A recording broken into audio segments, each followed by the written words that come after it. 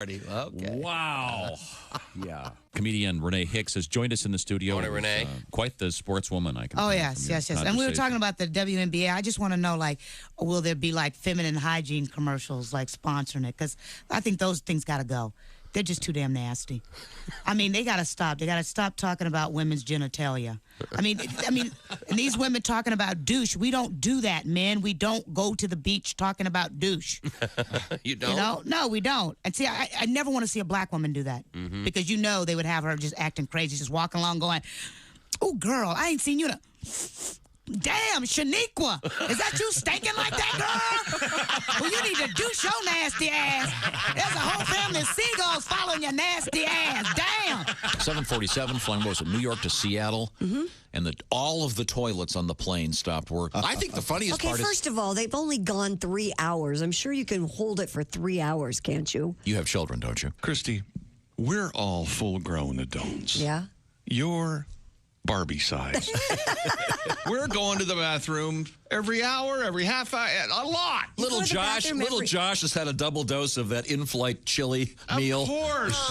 All right, did you hear this? First off, you can see when I take a flight, one of the fattest things I've ever Tom done. assumes I would order the chili as if that were ever an option.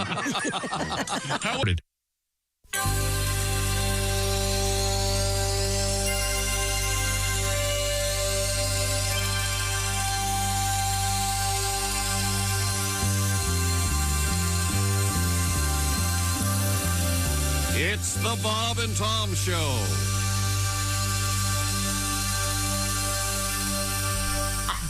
Let me ask you more about your dad. Now, someone told me that your dad was a singer. Is that true? No, he's not a singer. He was one of those guys. I mean, not only being cheap, he was the kind of guy that sit in front of the TV set and tried to sing everything on the tube. Oh, Lord. What's wrong with that? Everything. Yeah, but his whole thing was to jazz it up, whatever it was. And so one day we're watching Flipper. Right? And you know how that Flipper tune. They call him Flipper. No, the kids, we're just singing Flipper faster than like my dad would just jazz it up. Come on. No one in the sea is smarter than he. And you know Flipper lives in a world full of wonder. Flying here under the sea. Talking about Flipper. You have a great voice. That's scary. You're so good at that. We backing up. You know, go ahead, Daddy, sing that Flipper song. That's a temptation. You sing beautifully. That's great voice. Kind of a high voice, like kind of an Aaron Neville thing. Yeah, you know Aaron, man. I love Aaron. Oh, yeah? Yeah, I like that dude. He kind of ticked me off because he's singing that commercial now for cotton. But I guess that's progress.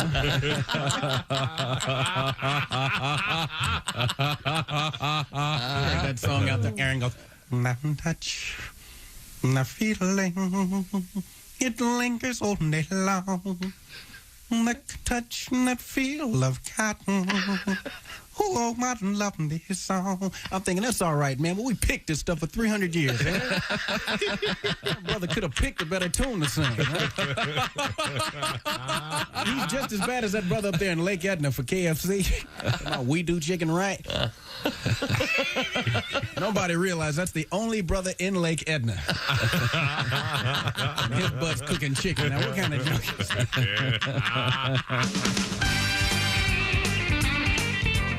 How about you? Hi, good morning, everybody. Let's steer those feet. Hit the floor. Let's do this. You know, that's what they tell you in the Marines. You are awake. I was in the Corps. Were you? I don't like to talk about it. I mean, because it's a lie or because... Because it's a lie. Yeah, okay. And, hi, it's the Bob and Tom Show. Hello, Christy. Hello, chick. Hello, Pat Godwin. Hey, chick. Hello, Ace Cosby. Howdy.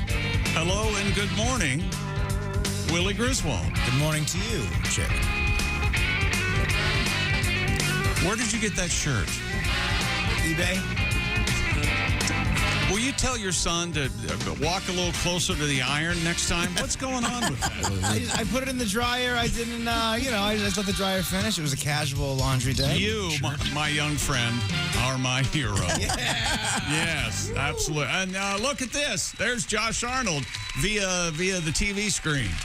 Back at his house. Yep. Still has syphilis, crippling syphilis. He can't hardly walk. We actually have in the news today something literally called super gonorrhea. Super gonorrhea. I believe I'll have the soup. Yeah. Coming up. So some dude apparently caught it in Cambodia. And did you see, Josh, I don't know if you were watching, we have two of our favorite shows on. Pat Godwin, of course, we watch him. Looking for picks. Well, looking for guitar picks in his guitar. And now we have Josh Arnold.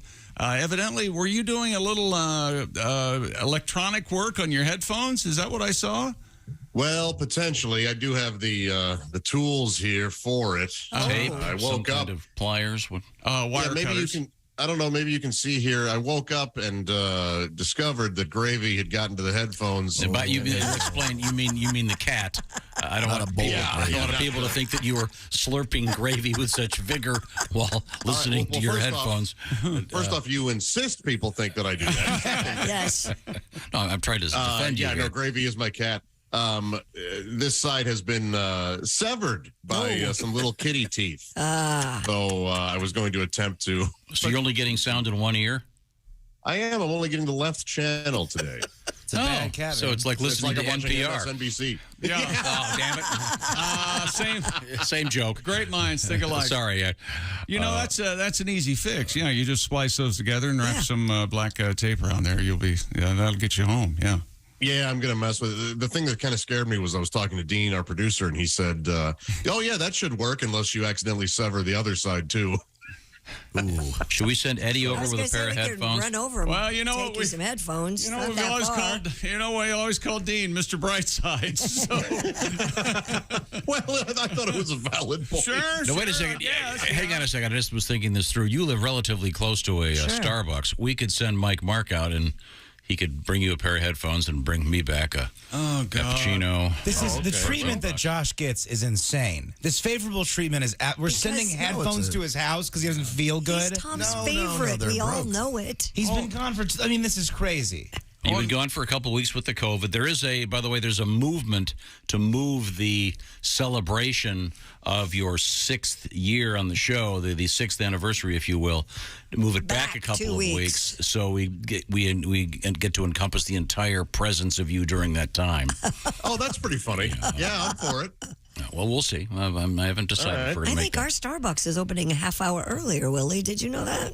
I'm not going to that place anymore. Oh. What happened this time? We're not talking about it. Josh, you want to weigh in on this, Willie, and the service people? Would you like to talk about? Oh, sure. Yeah, the so-called champion of the minimum age worker over there.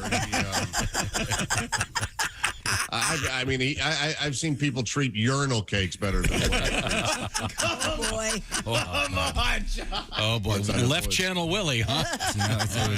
It was. What am I supposed to do? Just say no thanks and throw it at her? I don't know. I didn't. I threw it away because I didn't want to ask a third time. It was a glass of milk, you guys. I got a glass of milk, not a cup of coffee. Who does it was this crazy. sound like? Oh, my God. No, I got my own little cold brew situation going on now, Chris. Oh, you make your own. That's nice. Got a little cold brew, a little almond drink, and a little vanilla syrup, and it's not funny and not interesting at all. I'm so sorry we're talking about it. And to make it clear, cold brew is not beer. No. Cold brew. Okay. What's that song? Something's you got wrong. me. Strange brew. Strange brew. Yeah. That's from Cream, right? Yeah. Strange brew. Look what's inside of you. Look what's inside of you. Yeah. Ooh, it could be my penis. Hey. Hey, calm down. Oh, how about that? Are you okay with that? Coming up, a story that I've read 10 versions of, and I still don't understand it. I'm sorry. What? This business about Ohio State University has trademarked the word "the." Oh. Yeah, this was. But I don't understand it. Does that mean that the Beatles are now just Beatles? Are we just now Bob and Tom show? No one can use the word "the." In conjunction with Ohio State University, they can trademark the Ohio State University. It doesn't mean they're trademarking the word "the." That's ridiculous. Well, that's the headline. Well, the headline's misleading. Ohio State gets approval to trademark "the." Yes, in conjunction with Ohio State merchandise. Not the word the. Once you can't again, you make trademark everything word. difficult. Once again, you've it's confusing. You're out on a tangent. Why do they have to trademark it? They already own the name What Ohio am I- State University. What am I trying to But do? in sports, they're referred to as the Ohio. Of course, I'm aware of that, but who's trying to use it? Other people with knockoff T-shirts and stuff. Or He's like, you could put like the University of Michigan. Is that the deal here? That they can't use it? I don't know. I've read 10 different versions of the story. I still don't get it. So we'll find out. I know that you usually see it on NFL introductions. You know, when a third of the team. yeah, for from people the who don't really Ohio watch the NFL, hi, we're people too. Hi. State. What do you mean? It's stupid. Just You don't play like- the game. you don't like just the cover, introductions? no, just cover the game. Let's get to the game. We don't need 9 people down on the field or well, that's what happened when I played. Just kick off and let's play the game. Well, you realize it's very popular. They, boy, we didn't I take don't know long. about it. It's very popular in the Didn't take long for the egos of, bug to get lodged 6 inches deep in egos, somebody's colon. I host the pregame show. Yeah, whatever. Okay, we'll try to. Whatever, lady. Okay, we'll. Now I see where this is going. Okay, coming up, we have a very interesting. This one I understand, but it's also I'm not sure it's okay. But they're going to try to ban the so-called Juul e-cigarettes. Have you Oh, seen this? God, yeah. Oh, no Thankfully. kidding. What do you mean, Julie? Juul, then dash It's E. that little like Little USB cartridge thing. things that look like, They look like the things you store data in. right. USBs. Hard drives. Did she ever get her teeth fixed, by the way, Jewel? No. Yeah, she's only got a snaggletooth. Yeah. No, we're not talking She's about gorgeous. Don't say anything bad about her. artist Juul. Yeah, hey, huge cans. I know that. I feel like she kind of has small cans, but they're nice. So Oh, okay. What could we? What She happened lived to in the her show? car, We're, right? we're already Also completely. very talented songwriter. And singer. oh, Josh, champion of women everywhere. Well, Josh. to be honest, Steve Poltz wrote all the good songs, but that's neither here nor there. He's right. Yeah. Okay, well, where were we? Let's bring up something pleasant, perhaps. happening? We have Hey, a couple- here's something pleasant. What's that? Yeah. I have finally tested negative. Yay! Well, then Yeah. why isn't Why the hell your aren't you here? happy ass in here? Oh, the coughing and sneezing. If you think the Ohio State thing is confusing, try finding out what the protocols are for when you're allowed to go back into circulation post-COVID. There's 100 different opinions. And Yeah. there's no correct answer. Josh is just playing it safe. You'll be back in the building tomorrow, apparently, with your hazmat suit. And Oh, I don't know. we can stick What? you in the former Nuremberg room. Oh, there you go. What are we calling that now? We just call it the mixed room closet. Anything but Else. the Nuremberg room. Anything Okay, to sorry. recall World War II in Germany. Okay, Anything fine. else. Yeah. Hey, Pat. Yeah. Beatles celebration, of course, Saturday, Global Beatles Day. Josh, you've only had 2 days of this. Do you have a tribute we Yeah. could do? Yeah, Okay, in a little bit. Can we do that early? We can do as early as you want, Okay. but not this. But when we come back, We can do it anytime you want, except right now. Yeah. we discussed what we would do first. I'm fully aware of that. I'm just All trying right. to- Yeah, yeah. This is called little the teaser. Little tease, yeah. But when we come back, what I thought we would do is celebrate Josh's return with a tribute song to Josh. Yeah, we love him. Oh, we how love nice. him and miss Once him. again, Yeah. At last, the spotlight falls on Josh. Now, know, right? Josh, are you still just getting your left channel?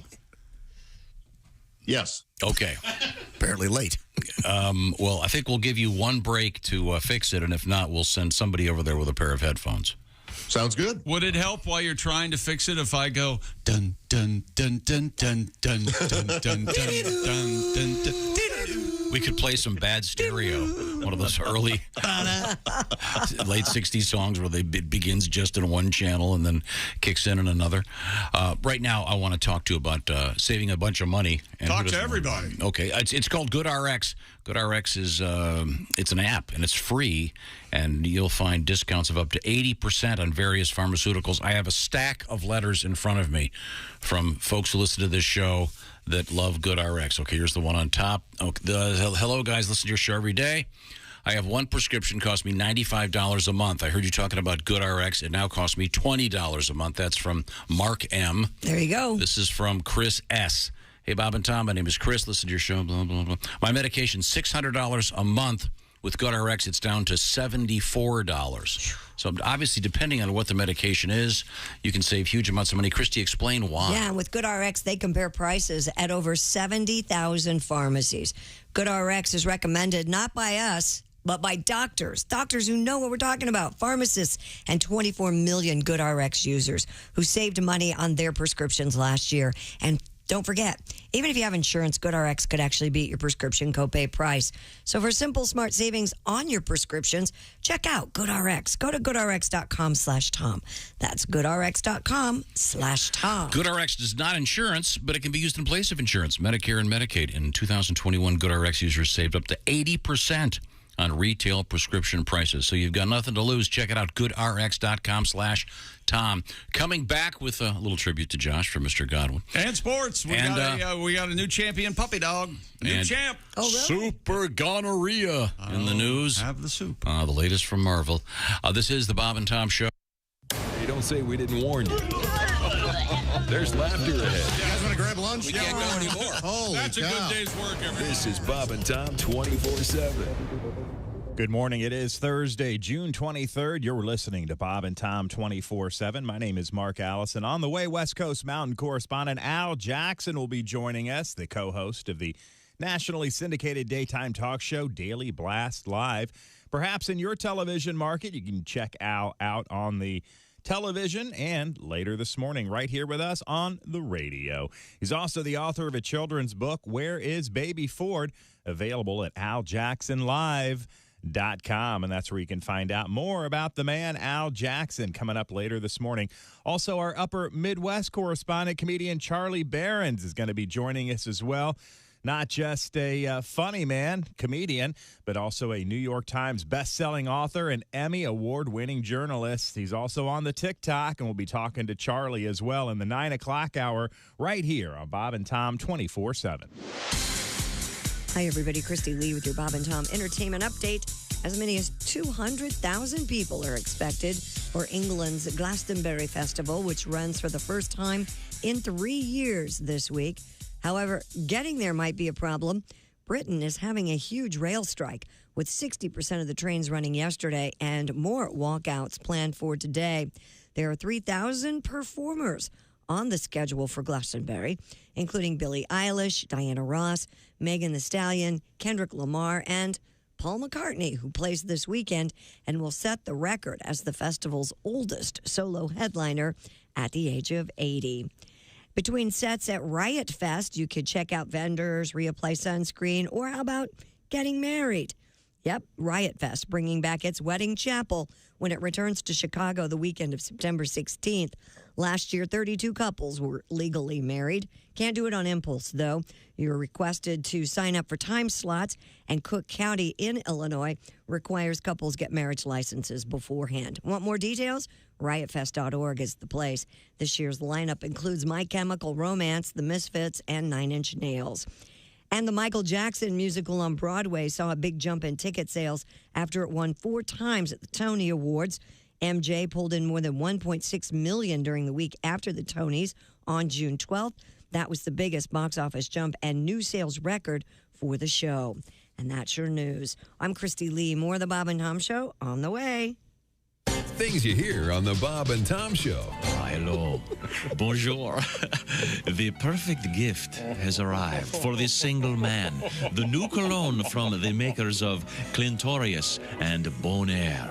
France's most noted fashion designer, yours truly, Mr. Béchon of Paris, has developed an exciting and stimulating new scent for men. Honey, come on. You've been in the bathroom for half an hour. What are you doing in there? Just enjoying my masturbation. Mr. Béchon. Just slap a little on. Repeatedly. Oh, God. Thanks, I needed that. Is that Mr. Béchon? Yeah, I think that's the sign. Mr. Béchon. Ladies and gentlemen, Bob and Tom. 25 people were injured after walking over hot coals in northern Switzerland. Good. 13 hospitalized with more severe injuries. Good. Details about the incident or why people at the event walked over hot coals were not released. Because they're idiots. Mind over matter, my friend.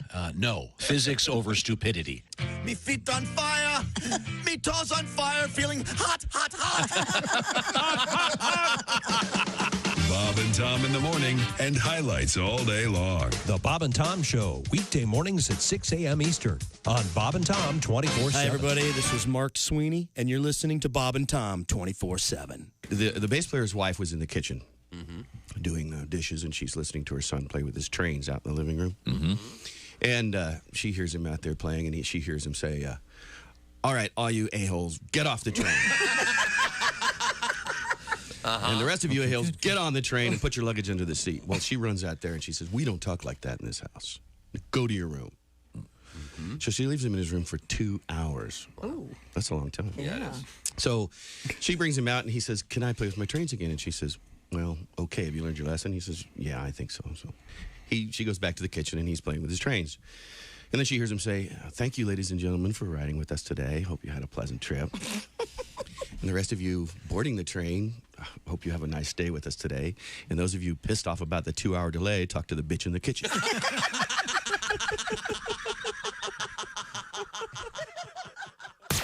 You're listening to Bob and Tom 24/7. You're so weird. You have no idea. Essential Morning Radio. This is Bob and Tom 24/7. 24/7. You know you're too high when you're eating cereal naked and your girlfriend tells you to put some clothes on. You realize it's not your girlfriend. It's just a woman on a bus. That's how you know you're too high. Good morning, sunshine. To the max, there's baloney in our Bob and Tom 24/7. 24/7. 24/7. 24/7. Hey, welcome back to the Bob and Tom Show. At the news desk, it's Christy Lee. Hi. There's Pat Godwin in the performance room. Hello. There's Ace Cosby manning the track phone hotline hot phone. Hey. There's Willie Griswold. Hey, man about town. There's Josh Arnold from his dinette set. Chick. Testing negative for COVID, but still on the mend. I'm Chick McGee, and here's Tom. Thank you very much. Josh, once again, broadcasting from his home. Did you get your headphones fixed? No, gave it my best shot, and they did not. But that's okay. I'll be all right. No, it's too distracting. We'll send a pair of headphones out to you. So. Josh, don't you have like earbuds or any other kind of headphones you can wear? Yeah, hook your AirPods up to your computer. Can you do that? I don't know. Oh, this is really good. Let's talk about this more. Oh my gosh. You're such a jerk. You're the one who brought it up. I can't stand you. Oh my God, you're so mean to the people around you. Now, we have a couple interesting things coming up. Today on the show, Charlie Behrens will be our guest. Looking forward to talking to Charlie. Al Jackson, of course, will be calling, trying to get us a little bit hipper, certainly in my case, get me a little bit hipper. But we have Chick McGee at the sports desk right now. By the way, on the road this week, it's Donnie Baker, Willie G., and Jeff Oskey, Jonesboro, Arkansas. And how do they get tickets for that, Willie? Do you know what the deal is on that? You can just go, I think there's a link in my Instagram bio. Okay. It's from the Eagle Rock. So check that out. Once again, Donnie Baker, Willie G., and Jeff Oskey. And that's coming up Saturday night in Jonesboro, Arkansas for a great live show. Now, Pat, you indicated that you wanted to do a little tribute to Josh being back on the air. Holy hell, he's ready. And we miss him. Raring to go. Here we go. I knew a man, Josh Arnold, he told jokes for you. Loves the St. Louis blues. Gets teased for liking porn and pizza pies. Has a real short fuse. He bombed so hard. Oh, he bombed so hard. In Toledo one night. Sing with me if you'd like. Mr. Josh Arnold. 2 times. Mr. Josh Arnold. Mr. Josh Arnold. We hope you're all right. Oh, I met him on a show on radio it was. Bob and Tom. Silver chin, a flannel shirt, and fork in hand. A blistered palm. He has no wife, likes the single life, and playing with himself. Oh, wrecked. Oh, but when it comes to loving women, Josh says he is thorough and generous. Oh, yeah. His junk is plucked, his ass is shaved, his sack is waxed.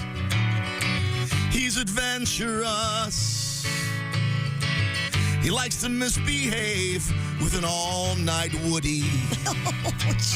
Oh, that sweet, sweet Woody.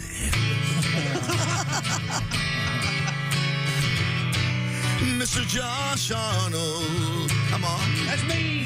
Mr. Josh Arnold. Mr. Josh Arnold, we miss you all right. Oh, it's good to have you back, Josh. Got a love letter for you, Josh. This comes to us. Mark says, Oh, how nice. Get well soon to Josh. I just want to say his little kitten Gravy is so cute. I like dogs, but I mostly like kitties because they get weird. Take care now. That's from Mark in Boise, Idaho.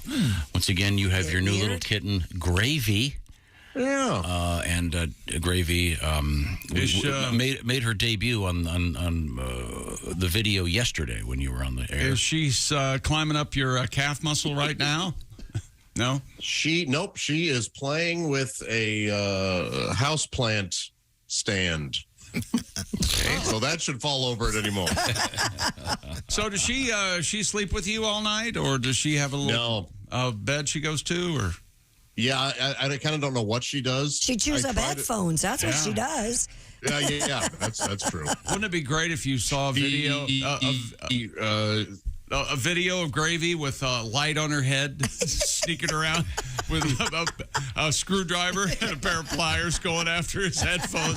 Dun, dun. Maybe not. Next, it'll be your TV set networking. Yeah. Trying to have fun. Undoing everything. Now, Shoot through cords. Yeah, it'd be great. Now, Pat, in a few minutes, I think, are you going to be ready to celebrate the global Beatles Day as we continue our tribute? I just used the capo, so I'll be out of tune, so we may want to wait. Okay. Capo. Oh, my gosh. Capo prep is 2 hours. You know that. Yeah. Okay. It's going to be a couple of breaks. I guess this gives us an excuse to check into the sporting scene. Now, Zem Kadir scored at 12:02 of overtime. Who says the NHL has the best playoffs in organized sport? I do. Me. And I think it's true, yes. Colorado Avalanche beat Tampa Bay last night in Tampa 3-2. That was game 4 of the Stanley Cup. And now the Avs lead that one 3-1. They were within a victory of dethroning the 2-time defending champion Lightning. Everything goes back to going back to Denver, isn't it? The Bob Seger going back to Denver, baby. Go, isn't it? Bob Seger. Get out of Denver. Get out of Denver. Yes, Well, precisely the opposite. That's absolutely the opposite. You know what? I don't know who crapped in your cornflakes, but you need to. Well, no, stop. you had it wrong. Well, there's a way and a fun way, which is why people listen. To say I have it backwards. That wasn't particularly negative. Try this. Try this. You had that backwards, you idiot. Try that. You had that backwards, you idiot. Thank you. There. Instead of, that's the exact opposite. That's what you understand you words. asked me. Raise your hand if you want to have fun this morning. I do. Raise your hand. I do. All I ever want to do. Put your hand up, Josh, you jerk. It's up. Oh! All right. And Tom, here's something for you. Hang on one second. I think I can get this organized. They're getting out of Denver. That's what this is all point leading is up Why to. don't you work on A long time to get out of Denver. Again, let me see if he's out of Denver yet. Hang on a second. He's not out of Denver. Nope, still talking. He's at the airport. You know how traffic is in Denver. You can't take 70 this time of You day. know how Here, far... maybe this may be it. There you go. from the great album Live Bolt. Is that the only Denver song? Of course, there's John Denver. John Denver. Yeah. But that's not a song. That's a dead person. It's a bunch of Colorado songs. Yeah. That's just dead. So again, why were we getting out of Denver? I forgot. We were going back to Denver for the Stanley Cup. Oh, okay. I suppose that's Stanley. Give me that cup. Boy, oh boy, you do it begrudgingly. I'm going to drag you by what's left of your hair into a fun time, whether you like it or not. I enjoy Why are you in such a bad mood? Should Yeah, we do what something? happened? What can we do? Do you have a bad dog mood? crapping your You're pillow? not in a bad mood? No. Okay. So far, I've noticed it. Your son's noticed it. Josh has noticed it. Christy's noticed it. I noticed it. I'll be honest, I haven't noticed it all that. I haven't noticed it all that much, but I think it's because I'm not there during the commercial breaks. Yeah, that's been a real treat this morning. Josh, it is fun to watch you during the computer breaks because you're kind of looking down and we can't tell if you're like fixing your headphones or if you're detailing baseball cards. You just look so focused, and I do like seeing someone very focused like that. Yeah, I really was trying to fix the headphones, but to no avail. Here's an email. Are you still taking tracing paper and taking old Penthouse magazines and destroying the pubis area? I will not have Okay. you mock my etchings. Hang on a second. That is too specific for you not to have done that. I mean, I know right. you're creative and funny. But I got to come tell on. him, I was never a fan of Penthouse magazine. It was too Too graphic for you? Yeah, and they did a lot of that out of focus, gauzy photography. What is it, Josh, that Jonah Hill says in Superbad? A real close-up shot of that. I don't like it. Oh, not for me. Yeah, a lot of hair. I don't care for it. A lot of hair. Hello, friends. This email starts. I listened to the show on demand and just wanted to get a little clarification from yesterday's show. Okay. Tom was asked if he liked minty nipples and responded that gentlemen do not talk about such things, and then immediately turned around and asked Christy if she spray tans her anus.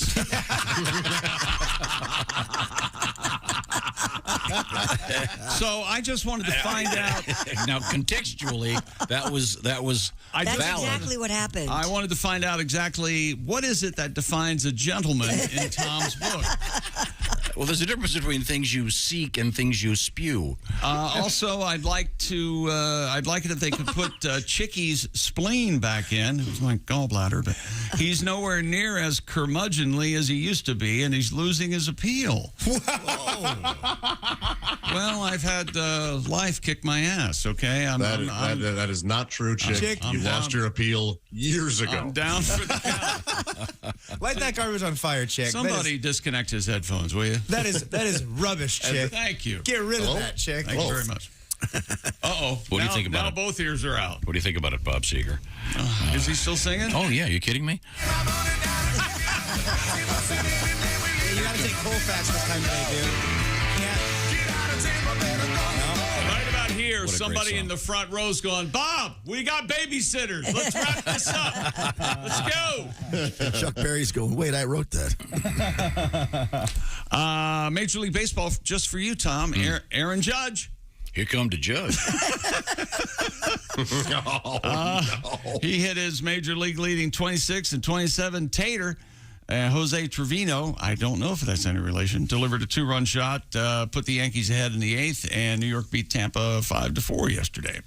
And let's see, what else? Not many people have $100,000 in cash laying around the house, but police in Atlanta say one citizen did, and however, he doesn't have it anymore. Ex-NBA star and ESPN sort of star Vince Carter says someone swiped almost $100,000 in cash from his home. Yikes. Police say they recovered 2 guns and more than $16,000 outside the home in Atlanta's Buckhead neighborhood.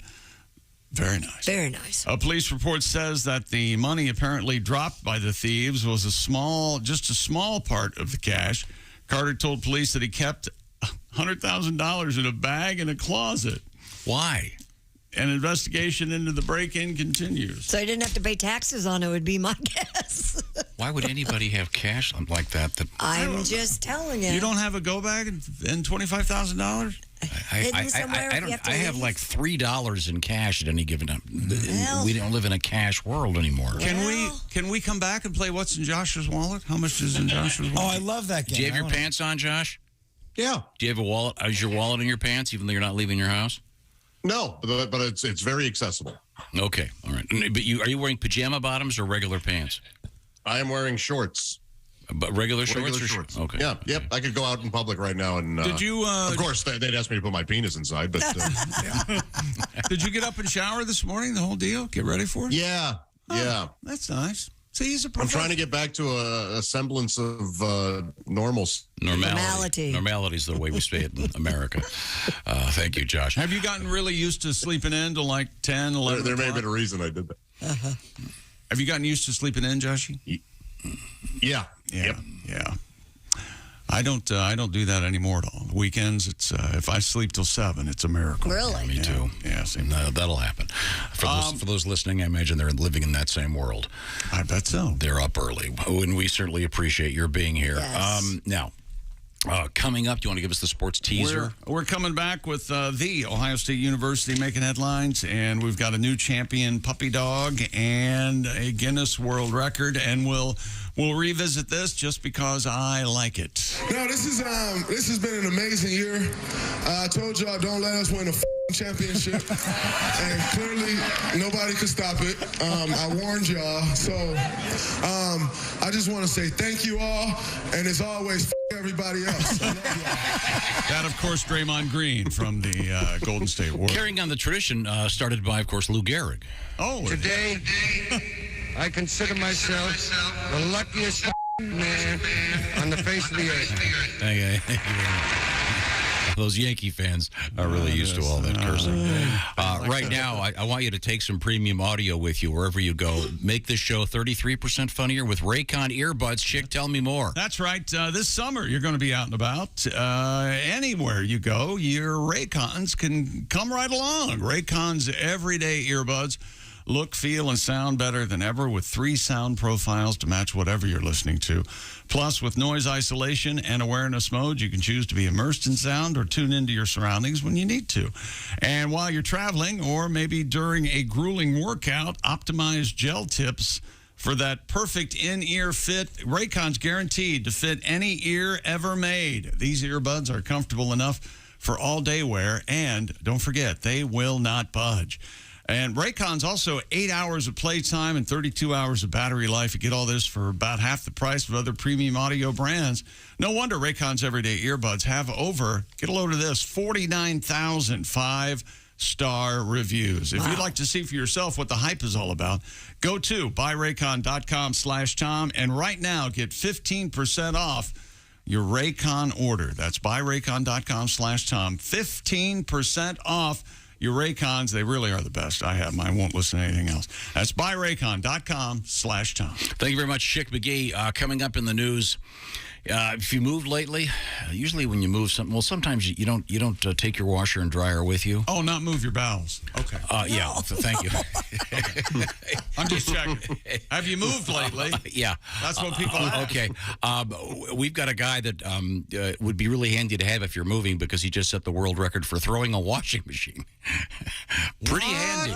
Oh, you know how heavy those are? Well, we're going to find out how far can you throw a washing machine. Yikes. We'll find out in a minute. This is the Bob and Tom Show. Reach us toll free at 1-888-BOB-TOM-1 or at bobandtom.com. This is the Bob and Tom Show.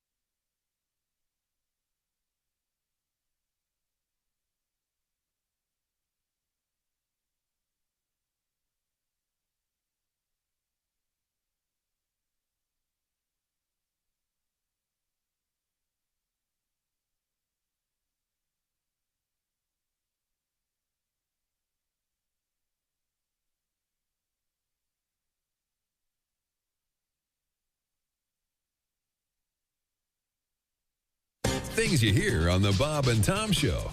The Law Minute with ex-attorney Jack Thomas. You know, I got a lot of mail here at the ex-law office. Well, this comes from young Davy Radonovich. He asks, what is the difference between slander and libel? Well, what kind of idiotic, stupid question is that? What kind of little pea-brain moron would write me? I think if I were you, little Davy, I'd worry more about inbreeding than I would about the law. Davy, that was slander. If I would have written it down, it would have been libel. This has been the Law Minute with ex-attorney Jack Thomas. Remember, ladies and gentlemen, the law is your friend. It's the lawyers you have to watch out for. And remember this, the preceding has been a joke, not legal advice. Learn to know the difference.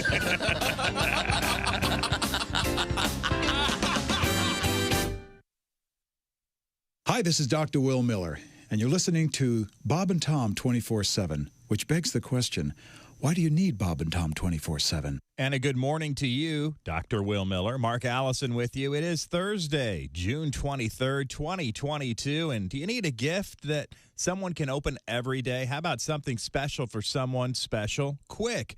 How about giving them total access to the entire Bob and Tom library?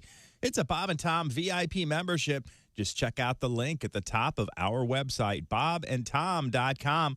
It's a great idea. If you've got a Bob and Tom fan in your life, hook them up with that VIP membership, and they can listen to the entire Bob and Tom library. Pretty cool. Again, the link is at the top of our website at bobandtom.com. As we roll through this Thursday, Al Jackson and Charlie Barron's on the way.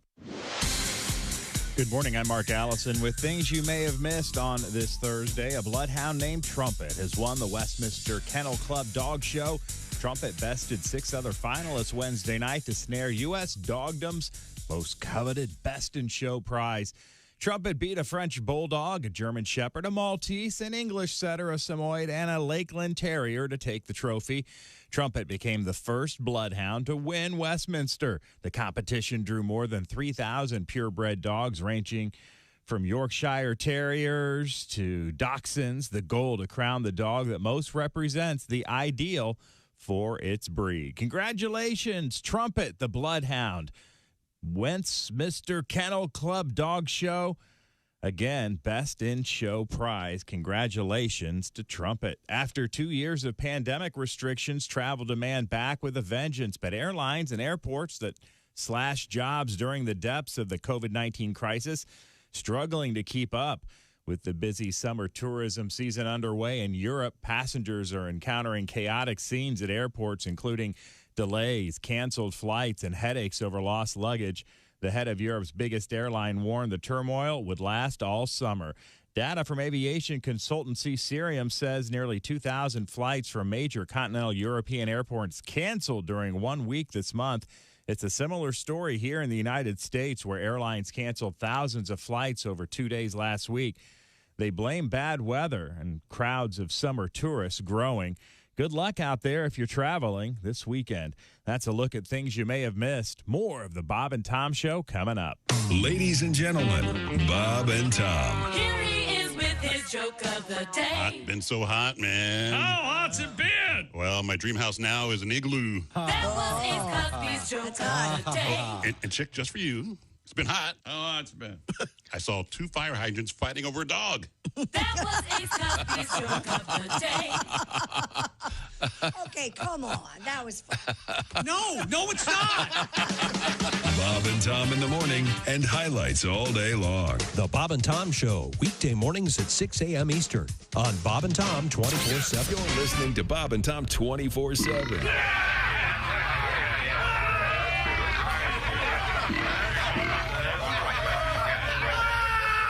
Essential Morning Radio. This is Bob and Tom 24/7. 24/7. 24/7. Sex is so prevalent in our society that nobody mentions what happens if you keep having it. You know, that I think every porno movie should end with giving birth to triplets. You know, just as a disclaimer, you know.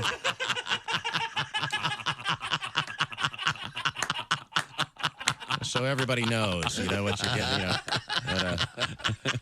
But I'm a stepfather, too. Which I've been for a few years now. And if you're not a step-parent, you don't realize the warmth and rewards that you get for the warm, loving feeling. And it's, I hate you. Okay, here's some more money. You're not like my real dad. That's right. You can find me.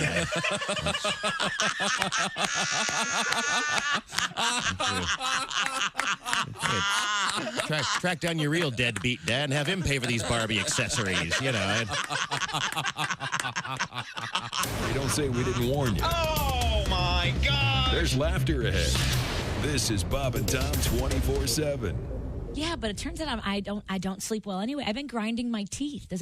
I didn't know I grind my teeth until I woke up. My husband was pouring coffee beans into my mouth. What a weird way to save time in the morning. No kidding, but it's fresh coffee. Bob and Tom.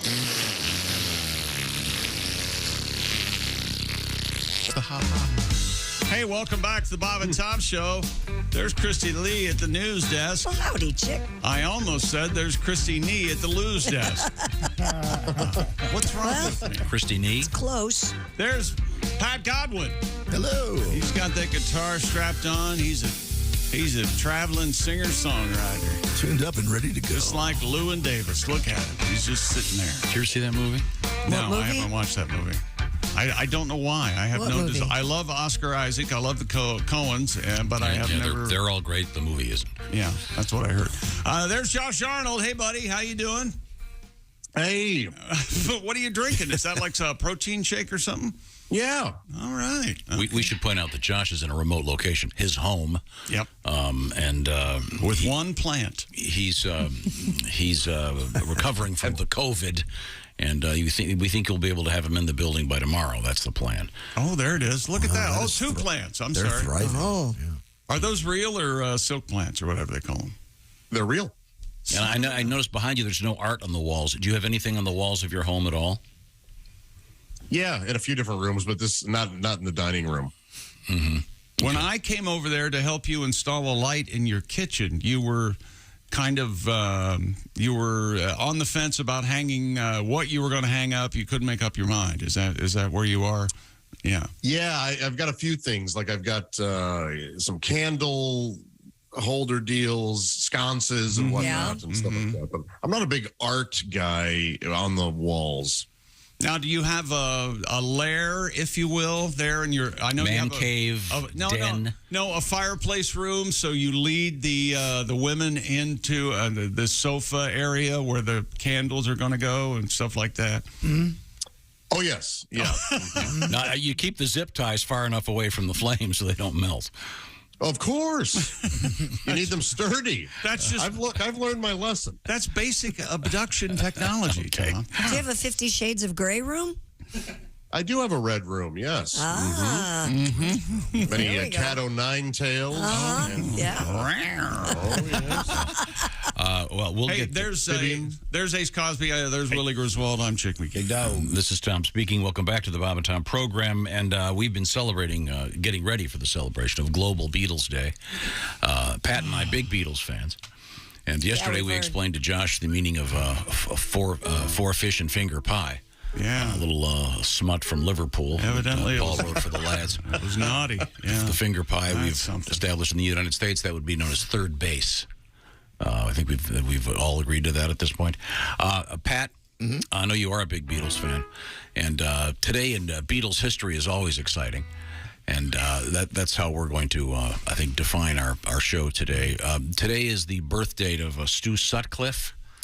You'll recall, many of you will recall. He parked the cars for the Beatles, didn't he? Something like that? No, he was one of the Beatles. Oh. He was? The original bass player? Yeah. He couldn't really play bass. No, he's an art student. He was an art student, but they liked the way he looked. He looked like kind of like a James Dean rock star. Sadly, Didn't died. Brian really like him? No, he sadly died early on. Before really? Yeah. But born in 1940, so kind of a sad day in Beatles history. So he really was like a James Dean rock star. Yeah. As it turned out, a good point. Yeah, replace Triumph with Aneurysm, and that's Stu Sutcliffe. Okay. Now, what have you got in there, Pat, to celebrate the Beatles today? Well, going back a year or two, we had that great story about the kid that was finally came out of the coma. A very, very happy moment when he came out. Oh, but he had missed a lot. It was all pre-COVID. He missed all of COVID.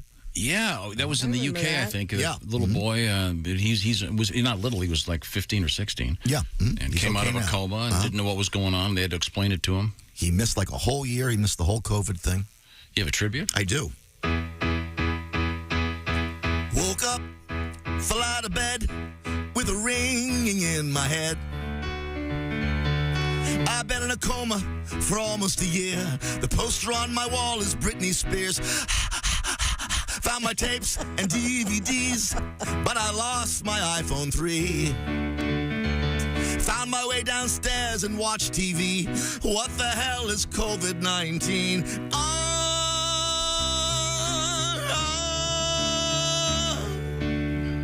I saw the news today. Oh, boy. I found the story. 19-year-old Joseph Flaville went into a coma pre-COVID and woke up, and they had to explain what was going on to him. A very, very odd story, but he's okay now. So congratulations. I'm glad you woke up. But we now turn back to the sports page with Chick McGee. This will make you feel better, Josh. It's National Pink Day. Celebrate something pink. Oh, okay. Pink. How about Alicia Moore herself? There you go. There you go. That'd be exciting, right? That's Pink's real name. Oh, yeah, she's great. Yeah. Maybe a salmon polo. Yeah, okay. Maybe that sweet sweets. Yeah, I got a pink hat on. Yes, you do. That is Titty Pink there. Yeah. Yep. TIDY. That's right. What's that mean? Let's get back to the sports page. Okay. Well, you know that the Golden State Warriors are the NBA champions, and it has been such a long off season. Yeah. So tonight is the NBA draft. And Jabari Smith from Auburn is your expected number one pick from. He'll probably go to Orlando, is what the experts are saying, and then Gonzaga's Chet Holmgren. Tom, have you seen Chet Holmgren? He looks like a baby giraffe come to life. Yeah, Really? He's about All torso? He's about 7'4" and weighs about 180. And they say he can play, he can shoot, he can run the floor, he can defend, but I don't know how. What's his name? Chet Holmgren, Holmgren. Here's a picture of him. Oh, my, yeah. Yeah, He right? does yes. He's ugly. I didn't say he's ugly. He's just giraffe-like. Yeah. He's real tall. He's really lanky. He looks like a raptor. Doesn't look like a law. Good-looking guy. Hung like a Pringles can, no doubt. Oh, yeah. No way. Even if it's small, there. Oh, really? Are you saying? Can you judge that? No, of course not. Christy. No, you can't judge that. What is it? Your thumb is the same size as your nose. What's that rule? What? The distance between your. I thought your ears. Distance between your hand and your inner elbow Is your foot. shoe size, right? I think these are all kind of lies. Your right? hand and your inner elbow. Yeah, you know, the bottom of your hand and the inside of your elbow, isn't that the same as your shoe size? All right, yeah. I think it's how far is the end of your penis from your body. Yeah, that's always a good way to tell. The measuring tape. Yeah, whatever's on the measuring tape. Yeah, that's exactly how my foot fits right in between my And wrist and my... isn't a yard the tip of your finger to your nose? Isn't the king, right? He declared that a yard. Oh, could be. I don't know. Some of the stuff makes sense. Are you getting it open over there, Tom? Are you getting it open? Sorry. You okay? I spilled something. I'm cleaning up. Give me a break. No. I'm just going to start doing it and make it appear normal. This guy, Chet, does have kind of Lyle Lovett hair in this picture. Yeah, he does. Love that. Yes. Love Lyle. Hey, can I? Are you going to watch the NBA draft tonight? I have plans this evening. Oh, really? I'll be watching the NBA draft. I'm sure they'll do fine without me. Is there ever a day you don't turn your TV on, Chick? Me? Yeah. You know what? Oddly enough, if I said yes, you wouldn't believe me. But there are days. There are days. All Yeah, right. sure. Actually, Saturday's going to be kind of a mess for me. I am not looking forward to it. Oh, buddy, you got to cancel. Yeah, I got to cancel. Yeah, you got to What's going on cancel. Saturday? I got to clean up the bar area. It's a lot of crying and screaming and throwing stuff in. Yeah. I gotta fix that up. I gotta probably paint and patch some holes in the wall. Yeah, no, standard domestic abuse. Good. Are you glad you asked? Yeah, I'm going to continue cleaning up over here. God, I'm sorry. All right, if you believe that, you probably shouldn't listen to me anymore. Well, of course. Of course, yeah. All right. On a sad note, a friend of this show has passed away, Tony Siragusa. Yeah. Who was a regular on this show for years. They called him Goose. Mm-hmm. Very funny guy, and I always tell the story great about player. Tony. First time I met him, he came into the studio, and I was about 90 to 100 pounds heavier at the time, and I put out my hand to shake his hand. He took my hand and picked me up out of the chair by one hand. He was crazy strong. He was like a solid, 340 maybe? 340, somewhere. Really? Yeah. Well over $3 bills. Great sense of humor. Yeah. A friend of mine actually did his house, so he kind of got to know him. But he said, and Tony he kind of lived with all his buddies at the time. Mm-hmm. And he got there one day to have a meeting with Tony about something. He walked in and he said he had a gigantic stainless steel bowl. I remember he said you could fit a basketball in it, and it was full of spaghetti.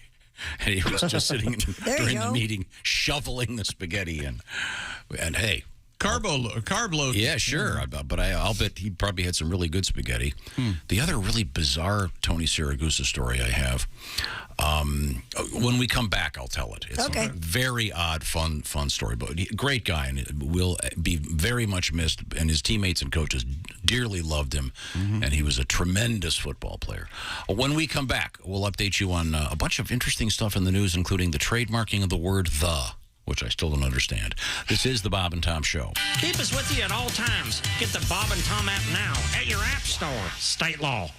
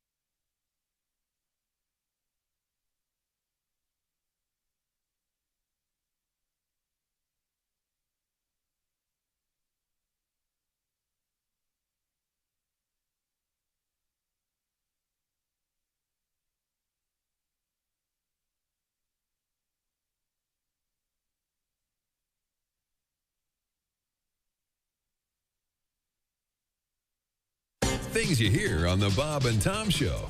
All right, this magician, he gets his job on a cruise ship. So he's working this cruise ship, and he does his act every night. In the front row is the captain of the ship with a parrot on her shoulder. So every night he does his act. Well, by the third night, the parrot starts figuring out this magician's act. So he starts heckling the magician, and it's in his sleeve. It's under his hat. His assistant has it. So that night, they hit an iceberg, and the ship goes down. The magician wakes up floating on a piece of driftwood, and the parrot is sitting on the end of the driftwood, and they stare at each other for 2 days and don't say a word. They just look at each other all mad. Finally, the bird goes, "I give. Where's the boat?"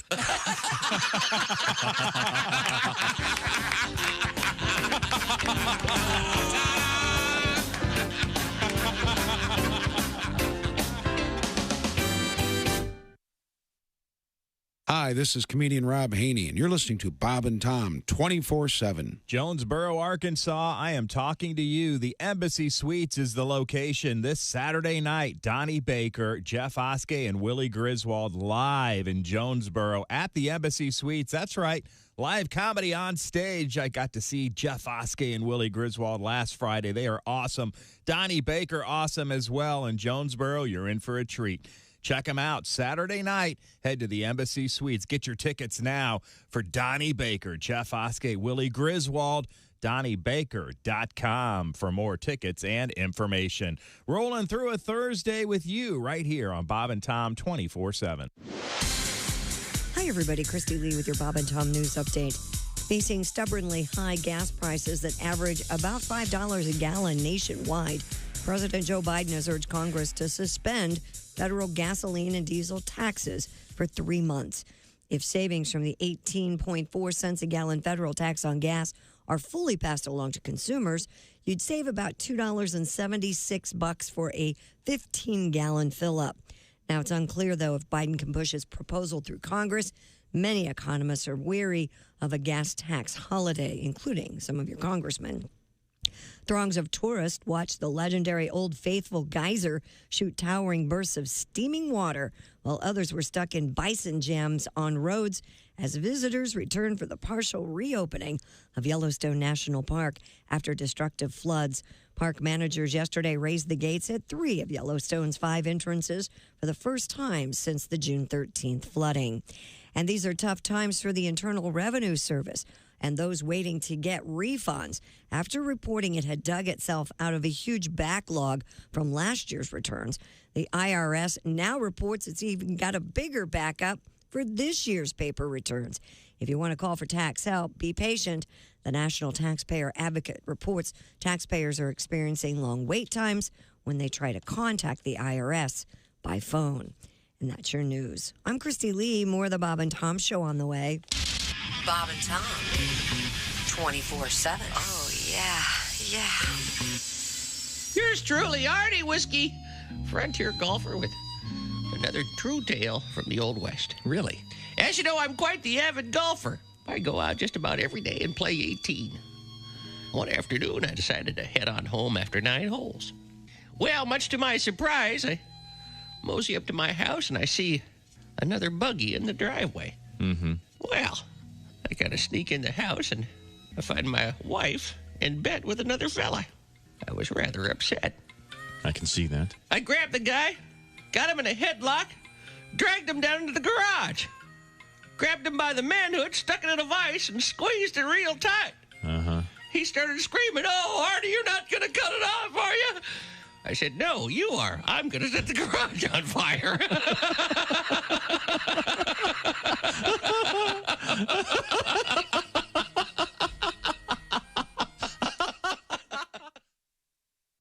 Bob and Tom. Well-meaning, but Yeah, they're all messed up. more than slightly confused. Comedian Dwight Slade. I think they're overdoing the IDing for liquor. We ID under 65. Bring your walker. Yeah. I got carded the other day, and it's like, look into my eyes. You ever seen a 21-year-old with this much hate and bitterness in their eyes? Yeah. Let's not count the birthdays. Let's count the dark angels. The people who think and cluck at the same time. How does that work? You ask them a question, you go, "Hey, are we doing dinner tomorrow?" "Dinner tomorrow." What are you, an Aborigine? Answer the question. I want to go to dinner. You're hunting for Coke bottles. Let's go. Joining us in the studio, comedian Ed Yeager. Hi, guys. Hi, Ed. How are you? Good. Good to see you again. I'm glad football season's almost here. I love football. I do too. I was I was in a hotel room, and I was watching a football game, and I opened the drawer, I pull out the Bible, I turned to John 3:16. Mm-hmm. And it actually says, "Sitteth thee in the end zone with a large sign." When grandfather dies, life will be strange. When grandfather dies, my whole world will change. When grandfather dies, I'll scream and I'll yell, 'cause I'll be rich as hell. And then I figured I didn't need to write anymore.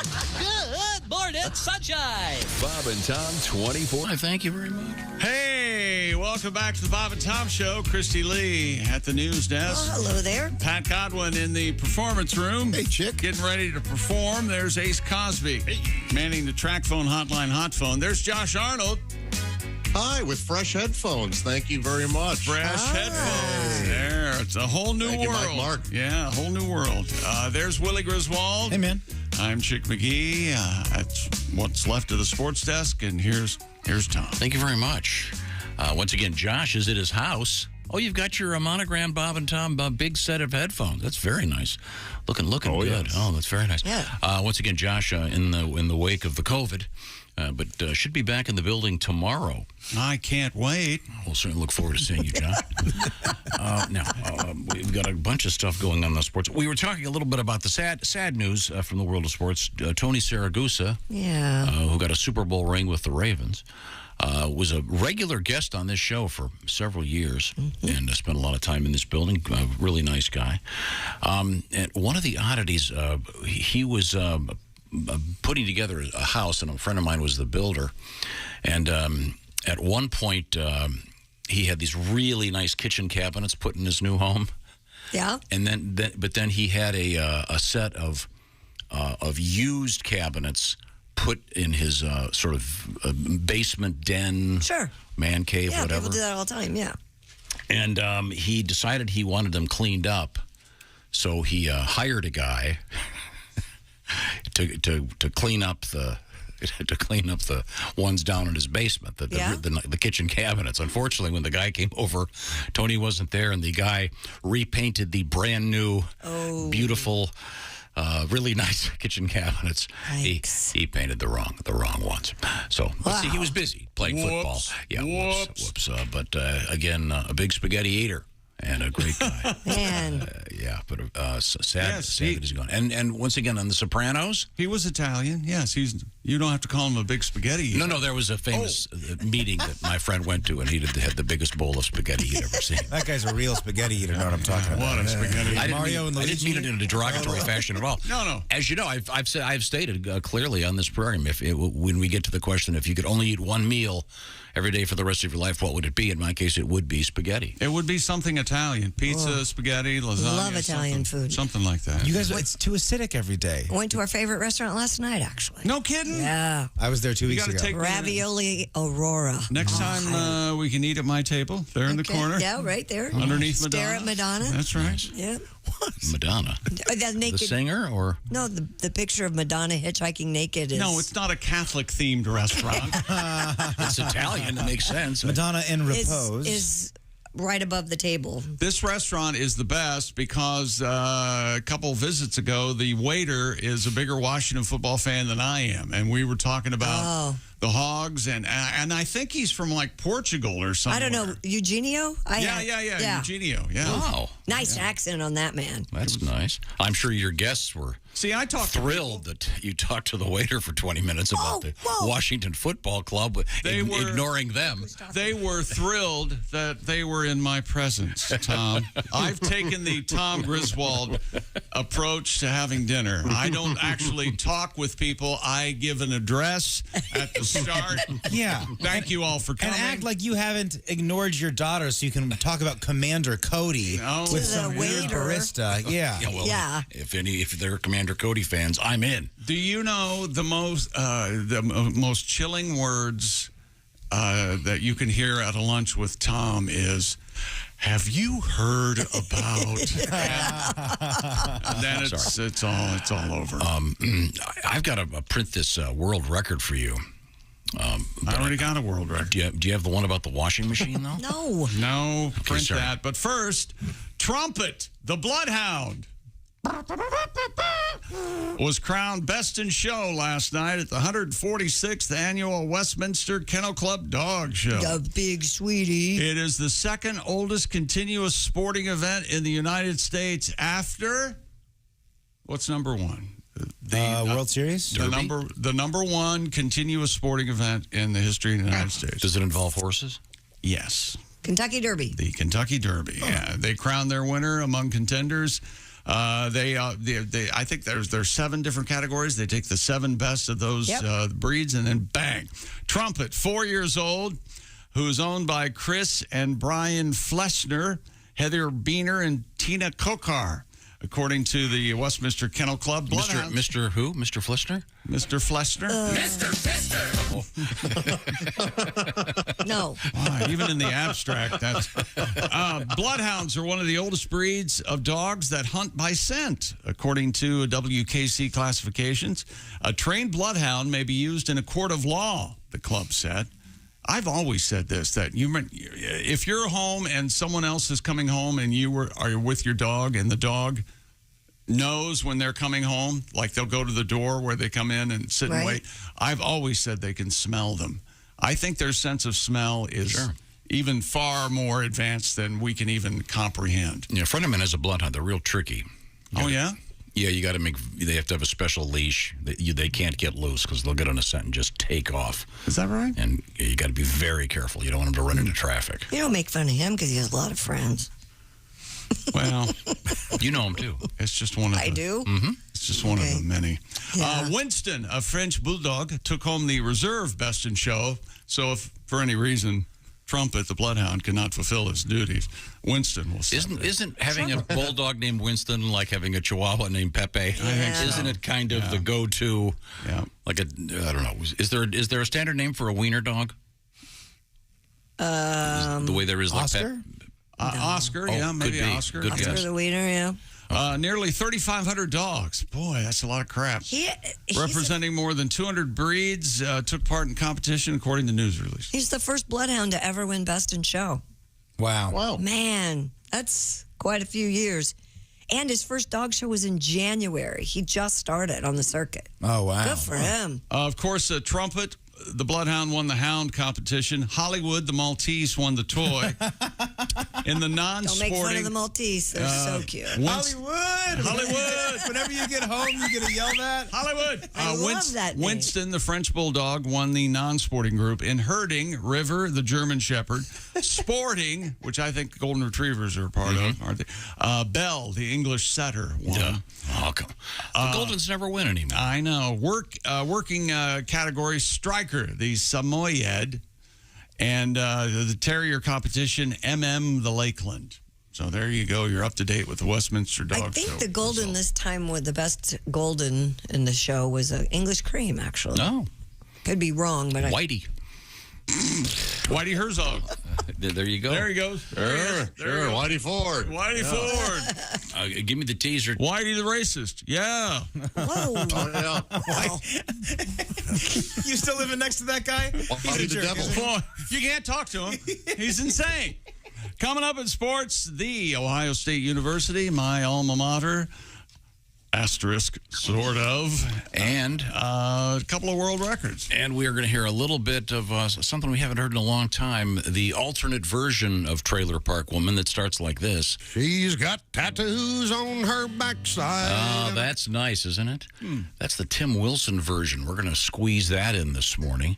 And among other delights, we have pink flamingos in the news and a new test to see if you're going to die soon. Oh, good. You can do. I want to see you do this. Now, correct me if I'm wrong. Correct me. This is the part where you tell people and they listen and they go, "Oh, I'm looking forward to hearing about that." Well, if you pass the test, it's great. I do this a lot. You do this test? Well, I do a lot of balance work because okay. We'll hear it's important. How about this? Just stay at home, lock down your compound, and make sure the compound is secure, and just stay there all day. Take the day off. Chick said so. Especially if you have the Simply Safe home security system that brings you what, Tom? That's right, peace of mind. Oh, that's what it is. Simply Safe offers comprehensive protection not only against intruders and burglary, but against expensive home hazards like water and fires, and 24/7 professional monitoring with Simply Safe. Their agents take action the moment a threat is detected, dispatching police or first responders in an emergency, even if you're not home. Simply Safe uses proprietary video verification technology. Monitoring agents can visually confirm a threat in order to get higher priority 911 dispatch. And it's about $1 a day with no long-term contract or hidden fees, because feeling safe at home shouldn't break the bank. And you can design and customize the perfect system for your home in just a few minutes at simplysafetom.com. Go today and claim a free indoor security camera, because you know us. Plus 20% off with interactive monitoring. But you have to go to the special address, simplysafetom.com. Thank you very much, Chick McGee. All those exciting things are coming up, including the world record for throwing a washing machine. This is the Bob and Tom Show. Hi, this is Bob and Tom 24/7. My name is Jim Gaffigan. I have to go and, well, I just had a party. So you know where I'm going. Hot Pocket. Good morning. I'm Mark Allison. Don't forget about Bob and Tom Tonight, the video webcast of highlights of today's show tonight, 8 p.m. Eastern, 5 p.m. Pacific. Okay, I know the times. I know what the content is.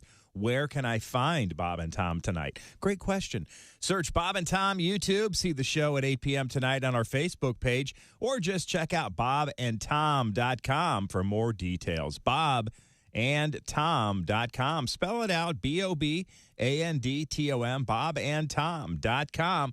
We're listening to Bob and Tom 24/7 on a Thursday. Al Jackson and Charlie Barron's on the way. I'm Chick McGee with your Bob and Tom sports update from Tampa, Florida. Nazem Kadri scored at 12:02 of overtime, and the Avalanche beat the Lightning 3-2 last night, Game 4 of the Stanley Cup Final, to move within a victory of dethroning the two-time defending champion Lightning. Major League Baseball, Aaron Judge hit his Major League leading 26th and 27th home runs. Jose Trevino delivered a two-run shot that put the Yankees ahead in the 8th, and New York beat Tampa Bay by a score of 5-4. Elsewhere in the American League, your winners Toronto, Boston, Cleveland, the Angels, and Seattle. Interleague action, Houston beat the Mets, Texas over Philly, and Baltimore blanks Washington. And National League winners, San Diego, Miami, the Dodgers, Atlanta, Cubs, and the St. Louis Cardinals get wins. And one WNBA game last night, the New York Liberty beat Connecticut 81-77. I'm Chick McGee, and that's your Bob and Tom Sports Update. Things you hear on the Bob and Tom Show. Looking to buy a new car, but the looking part is getting old hat? Well, maybe you need to try shopping at Bob Bile Motors. Bob Bile Motors. Hi. Just stop into Bob Bile Motors, and I'll show you my... Take a test drive, and I'll also let you see my... That's Bob Bile Motors. And hey, guys, during Bob Bile's Celebration Bonanza Days, if you buy a car from Bob Bile Motors, I'll not only show you my and my I'll let you in the and after that, you're in the... Is that even possible? It is at Bob Bile Motors. Bob Bile Motors. Why the hell shop anywhere else? Somebody get me a towel. Due to pending litigation, Bob Bile Motors is suspending free hot dog Fridays.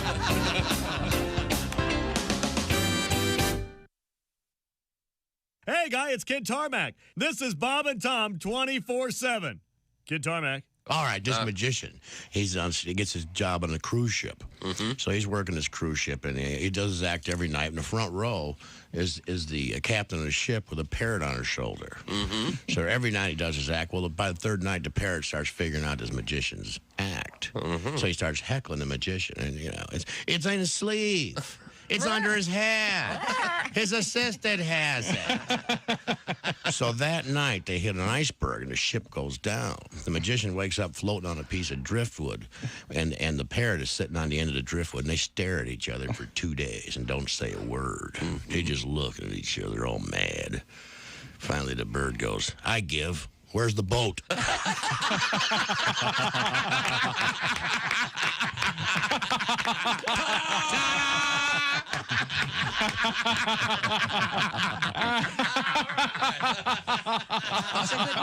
Oh, yeah. Hey, this is comedian Ron White, and you're listening to Bob and Tom 24/7. And with us in the studio, we have a distinguished actor and comedian. He is John Witherspoon. My 11-year-old, he's going to private school. Only reason to go to private school is my mother-in-law helps pay half. Little rich kids go there. I see Warren Beatty all the time.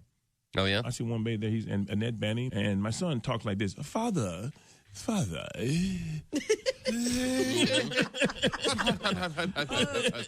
you like a toddy?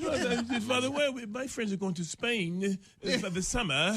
Where are we going? I said, Compton. So where we going? Compton. Back to Detroit. Back to Detroit. Yeah. I'm going to show you something. I'm going to give you that 2 left boots with one of them with a high heel. That's right. The man in the studio with us is comedian Greg Hahn. Did you ever take your pants off on stage, Greg? No. Good call. I used to do that on what's it called, Casual Friday, when I had a job. And then they kick me out. They let me keep my seat. My chair. Don't you have people giving you tours of offices and things? I never liked the tourist chick. No. You know that. No, I know. They walk around the office. They throw in a little small talk. Oh, this is Janice. She's hard to keep up with. Yeah, she's hard to look at. Let's keep walking. She's making me sick. This is Larry. He's an original. You got that right. I've never seen a toupee with dandruff. Get me out of here. Hey, Larry, your pants waterproof? That shirt's a real pisser. Hey, how are you? I'm the new guy. Hey. Nice shoes. What'd you bowl? Hey, Larry, I'm the new guy. That's a great suit. Do they make it for men? Hey, how are you? And Jesus said, take this bread and eat it. It is my body. And the disciples said, Jesus, we're all on low-carb diet. We appreciate you dying for our sins, but we're all trying to slim down a little bit. We want to look good in the painting. Bob and Tom. For your information, these are two of the worst kids I have ever encountered in my life, and I worked the state fair. We were... Welcome back to the Bob and Tom Show. Christy Lee at the news desk. Howdy. There's Pat Godwin in the performance room. About due for a song, Tommy, don't you think? Sure. Sorry. My fault. There's Ace Cosby manning the track phone hotline hot phone. Hey. There's Josh Arnold. Hey. He's got brand new headphones on. Life is good. There you go. Once again, Josh is at home. Yes, he is. You'll be in the studio tomorrow with us, though, now that the COVID thing is dissipated, I hope. He's negative. Yeah. Okay. There's Willie Griswold. I'm Chick McGee, and here's Tom Griswold. Well, thank you very much. We have a lot to get to today. Some fascinating stuff in the world of news and sports, including the world record for throwing a washing machine. But first, actually, can you grab that? Hello, Bob and Tom Show. Hey, Bob and Tom, it's Donnie Baker. Hi, Donnie. Hey, you know what, Tom? All your talk about summer camps got me thinking. Oh, yeah? Maybe I should host a summer camp of my own for these neighborhood kids. That'd be fun. So today on Bob and Tom, I'm announcing the grand opening of Camp Donnie Baker. That sounds like fun, Donnie. Well, I never got to go to summer camp myself, so I want to do something good and help other kids maybe have that experience. Plus, I'm pretty sure maybe it'll count toward my community service hours. This way I'll get all my hours knocked out lickety-split. And thinking of lickety-splits, just think all the hot single moms I'll get to meet when they drop their kids off at Camp Donnie Baker. Swear to God. It's like that old Indian proverb, two birds with one bone. But we're going to start out the day by them playing in my neighbor Mitchell's irrigation sprinklers. They automatically shut off at 9:30, so we got to get that done early. Okay. Yeah. And then we can do arts and crafts. I probably know more about making personalized leather belts than anybody I know of. And kids, they'll be making some badass belts, which then I'll turn in for a profit at the farmer's market on weekends. After lunch, time for them to learn some valuable life stuff, like how to retar and shingle my roof on the carport. And if they're afraid of heights, they can just stay indoors and finish the grout work my Uncle Sonny didn't get to. Oh, after that, I'll reward them by letting them have cleanup time in the house, followed by backyard Roman candle wars. That'll be dangerous. So, sign up your kid today. It's only $575 per kid for the week. Whoa. Hey, Roman candles ain't cheap. It's not. And by the way, we don't have a way to accommodate any kids with gluten issues. Okay. But by law, we got taken. But if you send your gluten-free Greg to camp, it'll run you another $265 PEMA fee. What's the PEMA fee? Pain in my ass fee, Tom. Swear to God. I've been living on gluten my entire life, and I turned out pretty good. Oh, yeah. Oh, also, all you single moms out there, be sure to wear a white T-shirt when you come back to pick your kids up, because Mitchell sprinklers come back on at 6:30. Swear to God. I gotta go. Thanks, Tom. The Donnie Baker Day Camp. Mm-hmm. That'll be good. Yeah. Okay, thank you very much. Sounds kind of fun. Yeah, I love camp. In sports, Ohio State University has won their fight to trademark the word "the." I'm not taking questions, Tom. If you'd like to wander aloud to the room, but don't talk to me about this. I don't understand. The U.S. Patent and Trademark Office approved the university's request, which the school says will allow it to use the word on branded products associated with and sold through athletics and collegiate channels. They're not trademarking the word the. They're trademarking the word the on, as Josh said earlier, merchandise they're selling. But I don't understand. Of course you don't. So until now, you've only been able to get an Ohio State University shirt, and now you can get a shirt that literally says the Ohio State University, and they can sell you that shirt. But not can just you some get third the party. Michigan State University shirt? Ben Johnson, the universities. But it's not the Michigan State. It's I just don't think Michigan that would State. be, that wouldn't make sense. No, I don't think that's proper grammar, first of all, because isn't it, if it starts with a vowel sound, you use the, and if it starts with a consonant sound, you use... Yeah, I don't know. I tried to read. I read 10 articles about this, and I can't figure out what they've actually done. I don't understand why they own Ohio State University. Can they put whatever they want in front of it? Ben Johnson, the university senior director of media and public relations, said the university's licensing and trademark program generates... Oh, I think this figure is way low. $12.5 million a year in revenue. That can't be accurate. The money helps fund student scholarships and university programs. There you go. So we can still use the word the. Yes, Yeah, of course. in everyday life, of course. But only they will be allowed to sell shirts that say the Ohio State University. Right. Well, they've already got the rights to sell Ohio State. Okay. Plus, it's a swell public relations move because here we are talking about it, and guys like you are making a bigger deal out of it. No, these articles are incredibly confusing. It says they've trademarked the word the. That's the headline. So, well, yeah, that's clickbait headline kind of stuff. Sure. From the Associated Press? Yes, from the International Newswire. Okay. I know. Yeah. Okay. It's crazy. I know. Stupid world record. Well, there's that.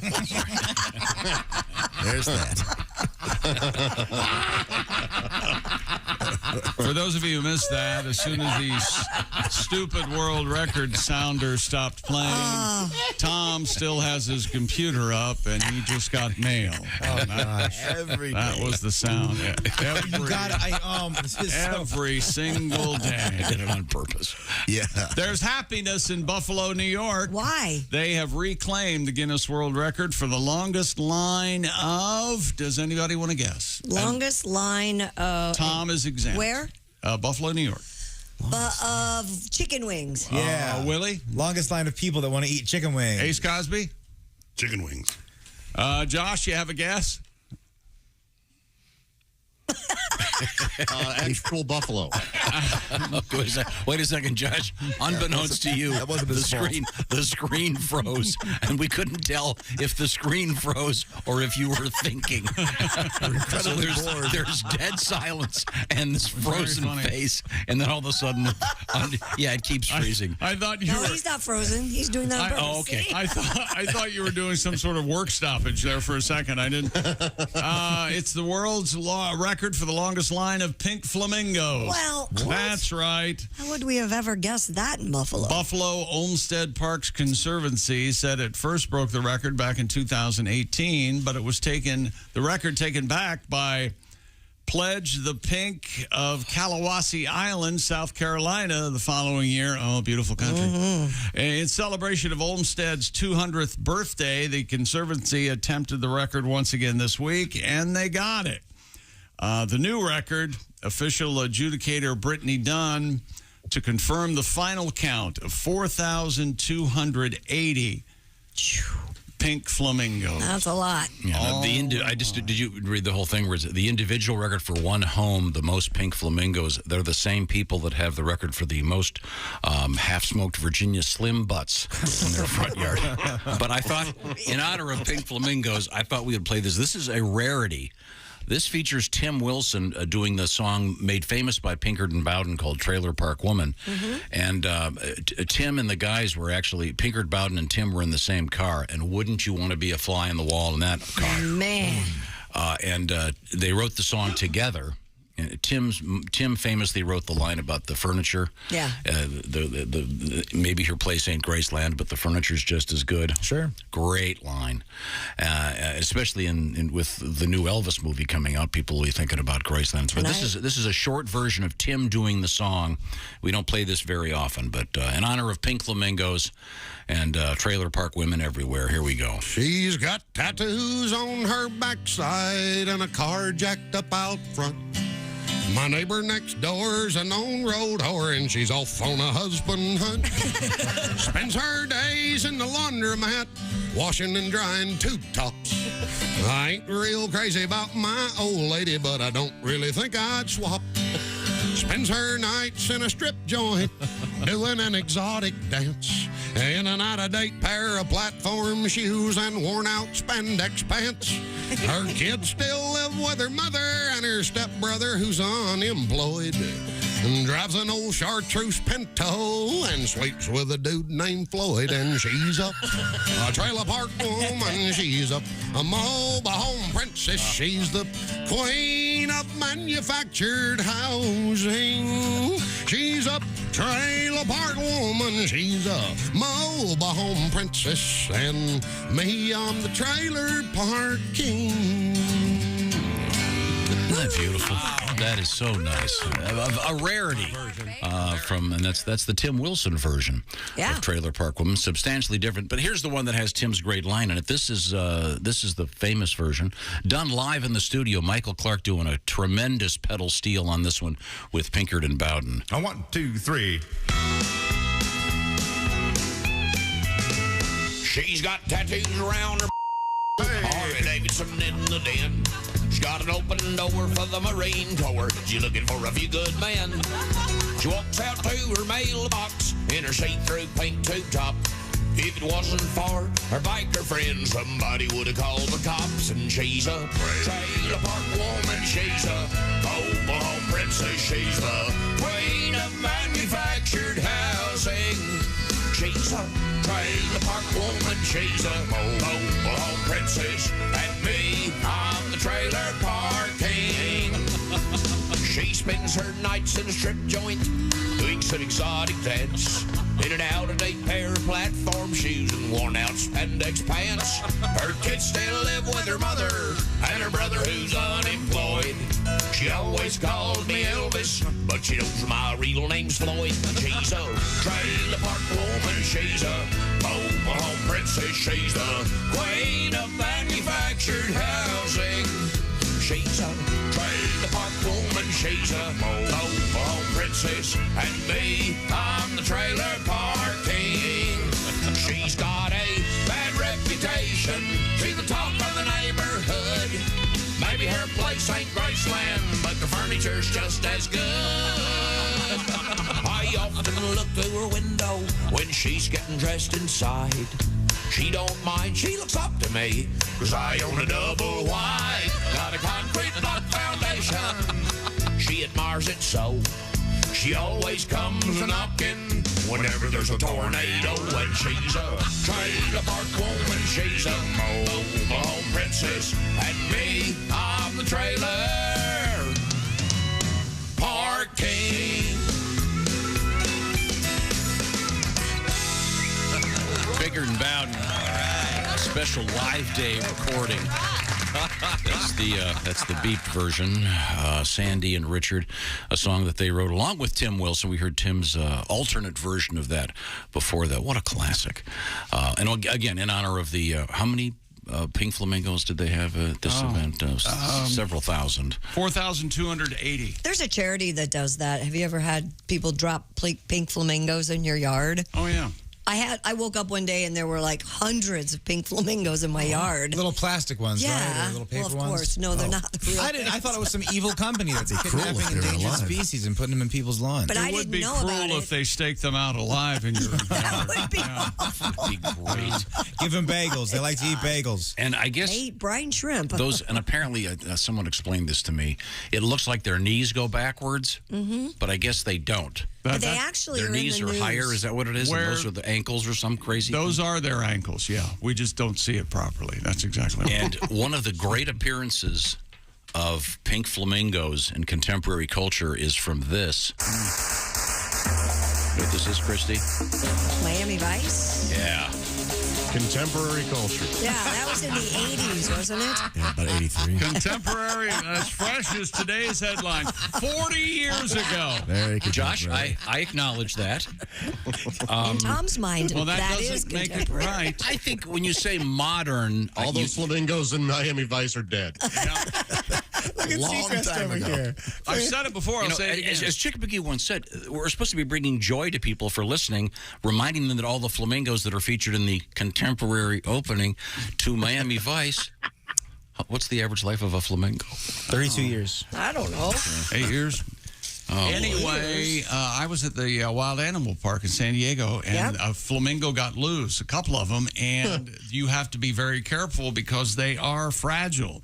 And you can break their legs very easily. They're so beautiful. Oh, they're like swizzle sticks. Yes, and the flamingo caretaker was doing this wild thing with his arms, flapping up and down to try to get the flamingo back where they were supposed to be. 20 years a flamingo will live. No way. So then, Average life expectancy for an American flamingo so Miami is Vice 20 is what, years. 85-ish? Earlier than that. We're talking 1,000 dead flamingos. 83. Yeah. Yeah. Did you ever watch that show, Josh? Yeah. It's got... Were you born when Miami Vice was on, Josh? I was, yeah. I was probably 8, something like that. Just barely. Remember they had those cool shots of Miami and the cigarette boats, and then they would, the thing with the flamingos, and this cool music would be playing. You know, just last week. Yeah, this is great music. You don't like it? You lived in Miami for years. So. Yeah, not in 1983. It's such a very specific type of synthesizer sound. They really didn't figure that out. They really have it figured out now. With the synthesizer, you don't even notice. It'll be a totally fake instrument. You'll have no idea. But those 80s fake strings. Yeah, they were over the top. I think Jan Hammer was one of those guys who wore the keyboard around his neck in concert. Edgar Winter did that. And would jam, man. Yeah, that never worked. No, that looked ridiculous. Check this out. It's a really keyboard did. saxophone. Dean, what's the name? Dean, what's the name of that instrument? Is that the keytar? Where you got the keyboard, but the guy standing up and... I think you have to blow into the keytar. No, that's a melodica, chick. Is that a melodica? Okay. Yeah, the melodica's... Tom hates it. With the exception of maybe Dance With Me by Orleans. What about all the Stevie Wonder stuff? That's got great... What about the Hooters? Yeah, the Hooters and We Dance is usually the intro. That's a good one. Yeah. Yeah. But I'd be okay if I never heard that again. What? I like that. Come on. Hey, wait a minute. You're attacking me all morning for being negative, and all you're doing is bringing up dead flamingos on a band you don't I'm like. defending people who don't like the Hooters. I'm sorry. I love the Hooters, but the other ones. Oh, yeah. Oh, the Nats. Heavy The Nats. Squeezers. Squeezers. Grab a hold of Well, them. that's attractive. Never let go. Squeezers, shakers. You know, one of the misconceptions, Josh, I'll talk to you about Miami Vice, was that Don Johnson was the first guy to wear just the really nice T-shirt with a sport coat. And as you know, and you'll acknowledge this, the monster of Dr. Frankenstein perfected that look. If you've ever seen Boris Karloff He sure did. as the Frankenstein monster, Yeah. you'll notice that. The Hooters. There's your melodica. I like this intro. This is a really nice use of the melodica. And then it's just a free-for-all. You don't like this? And they insist it's music. Jesus! Kicks in, it's great. It does kick in, doesn't it? Yeah! Like a wave on the ocean Why romance. you don't like this? I don't. What was the cocaine budget on this song? Oh, you know, they were wired. Now, Godwin knows all these guys. Yeah, that's Eric Bazillion and Rob Hyman. He wrote Time After Time. What if God was one of us? I told Eric a bazillion times not to use the name Hooters, but he wouldn't pay attention. It is a silly name, I think. They're a great band. Wasn't a Hooters a slang for the instrument? Exactly, the melodica. Melodica, That's they call called it a Hooter in Philly, yeah. Was Hooters the restaurant popular at this point? I don't think so. No. Were people Maybe using in the St. term? Petersburg. Yeah. Yeah, this is contemporary music, Josh. Did you know that? Yeah. Yeah, it's Okay, contemporary. a-hole, how do you define contemporary? I don't know, the last 5 years, 10 years, maybe? Because, I mean, modern art refers to art from the early 1900s. No, that's not valid. You're take as usual. You take another topic. Well, it's I think the benefits of a classical education, modernism is not last week. Hey, in your classical education, did you ever learn the term logical fallacy? Because I bet you spent a lot of time there. That's what I think. That sounds like math. No, the term I use is BS. Okay. Hey, coming up. Bluffing your way through some of these colleges is tougher than you think. How far do you think you could throw a washing That machine? and the flamingo will come up again. Can you stand like a flamingo? We'll find out how Walk that like will a flamingo. affect your longevity. This is an amazing story. We're going to tell you how to find out if you're going to die soon. Yeah, don't forget that. That's coming up, everybody. Go out and make it a great day. Yeah. Oh, God. Jesus. You see what you're missing, Josh? You know how I During did this it? short break, the hostility is going to rain on me once again. Yeah, rain on you. Poor you. Also coming up, we have a mystery horse in the news. Mystery horse. Are you ready for your mystery horse? Do you get that reference, Josh? Is he hung like a horse? Yes. Or like a human? For mystery date. When we come back, we'll try to sort through all this. This is the Bob and Tom Show. Become a Bob and Tom VIP and get your Bob and Tom fix 24/7. Get all the info in the VIP area at bobandtom.com. This is the Bob and Tom Show.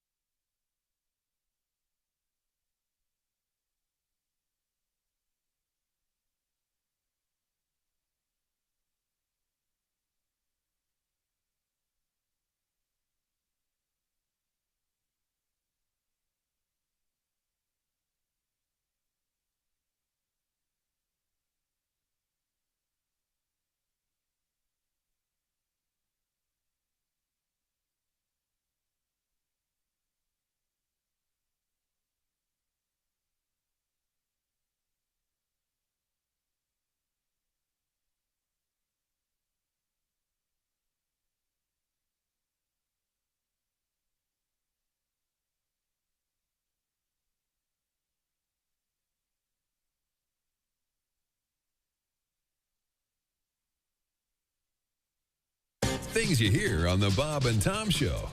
Comedian Renee Hicks has joined us in the studio. Morning, Renee. Good morning. Quite the sportswoman, I can Oh, tell yes, from your yes. And we were conversation. talking about the WNBA. I just want to know, like, will there be, like, feminine hygiene commercials, like, sponsoring it? Because I think those things got to go. They're just too damn nasty. I mean, they got to stop. They got to stop talking about women's genitalia. I mean, and these women talking about douche. We don't do that, men. We don't go to the beach talking about douche. You don't? You know? No, we don't. And see, I never want to see a black woman do that. Mhm. Because you know they would have her just acting crazy, just walking along going, oh, girl, I ain't seen you in a... Damn, Shaniqua, is that you stinking like that, girl? Well, you need to douche your nasty ass. There's a whole family of seagulls following your nasty ass. Damn.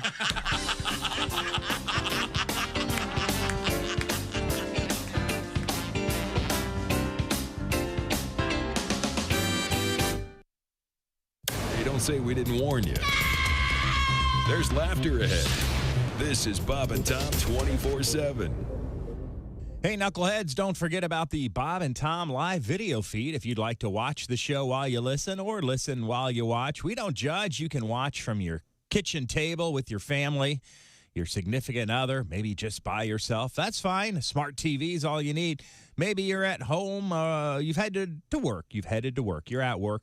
You're on the computer. The boss thinks you're working. No, you're watching us. That's right. bobandtom.com/live, the location of the Bob and Tom live video feed. Cameras in the studio switching back and forth. It's like you're watching a TV show, but it's the radio, but it's on video. You'll figure it out. We don't mind. bobandtom.com/live. By the way, that's free to watch, and you're welcome.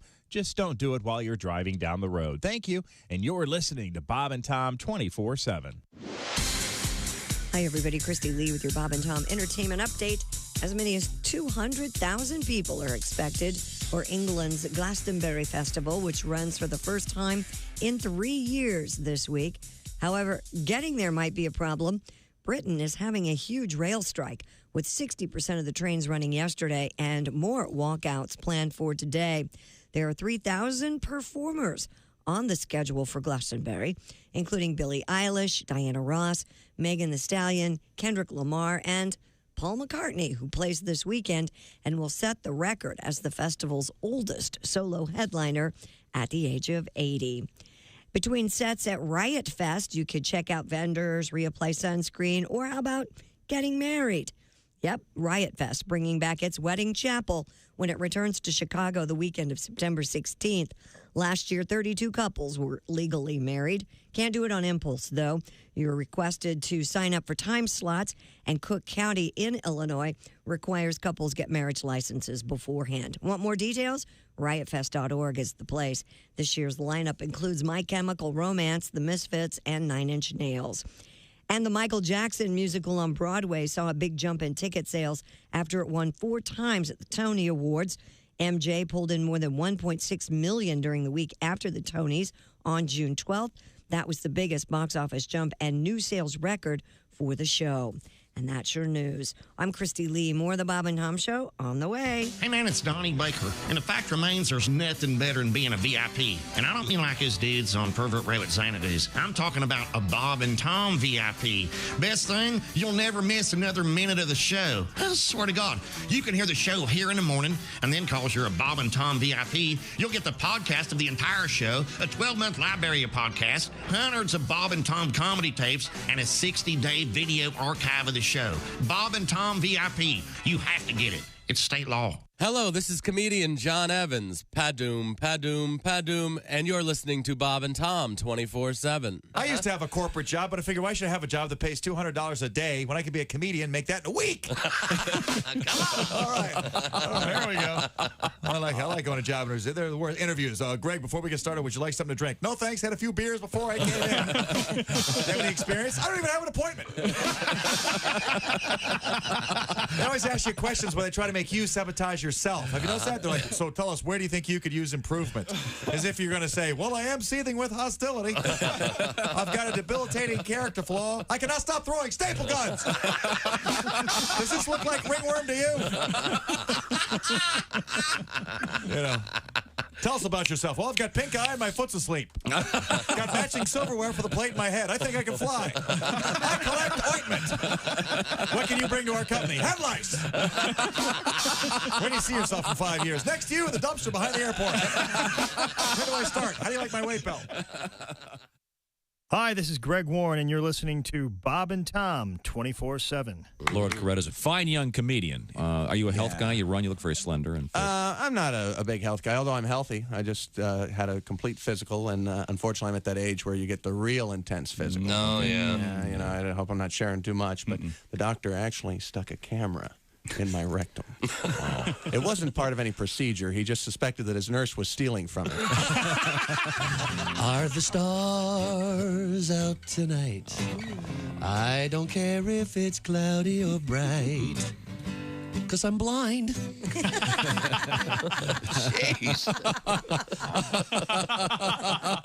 Bob and Tom. Hey, welcome back to the Bob and Tom Show. Christy Lee at the news desk. Hello, Chick. Pat Godwin in the performance room. Hi, Chick. Hey, there he is. There's Ace Cosby. Manning the track phone hotline, hot phone. There's Josh Arnold. Hi. Live from his dining room. It looks like you're doing some kind of deposition, Josh.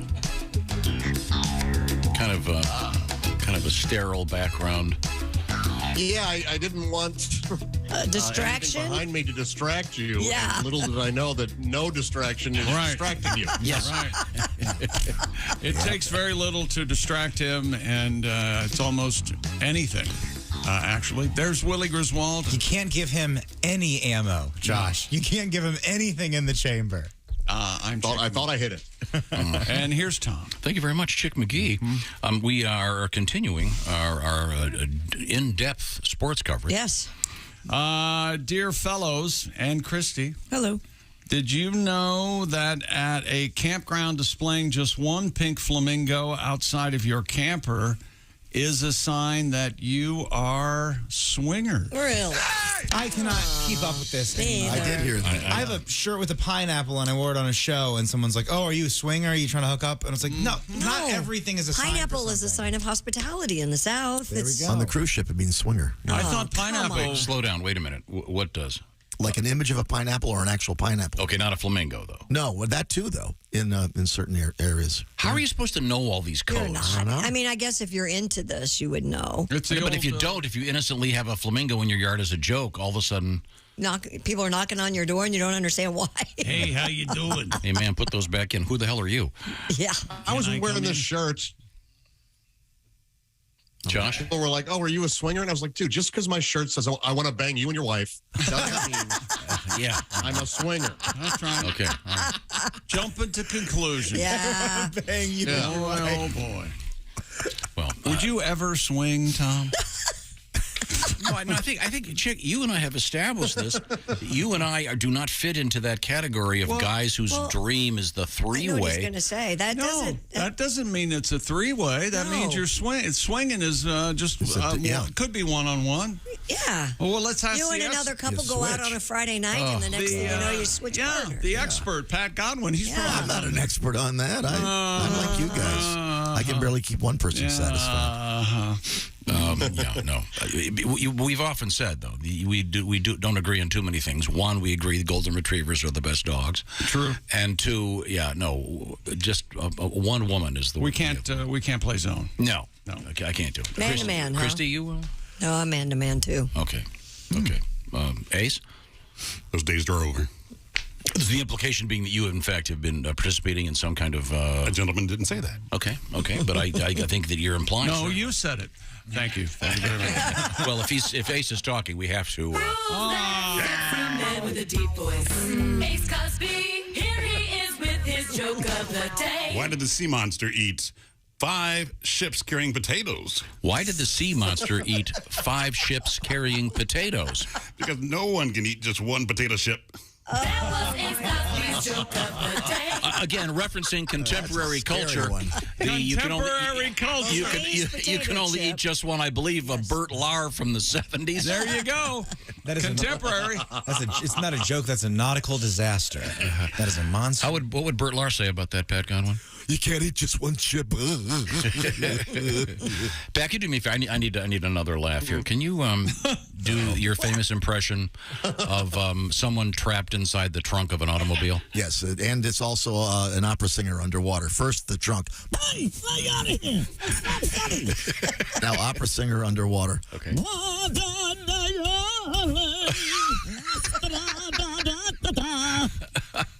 Can people hear that? I hope so. Of course, yeah. That's very funny. Thank you, Pat.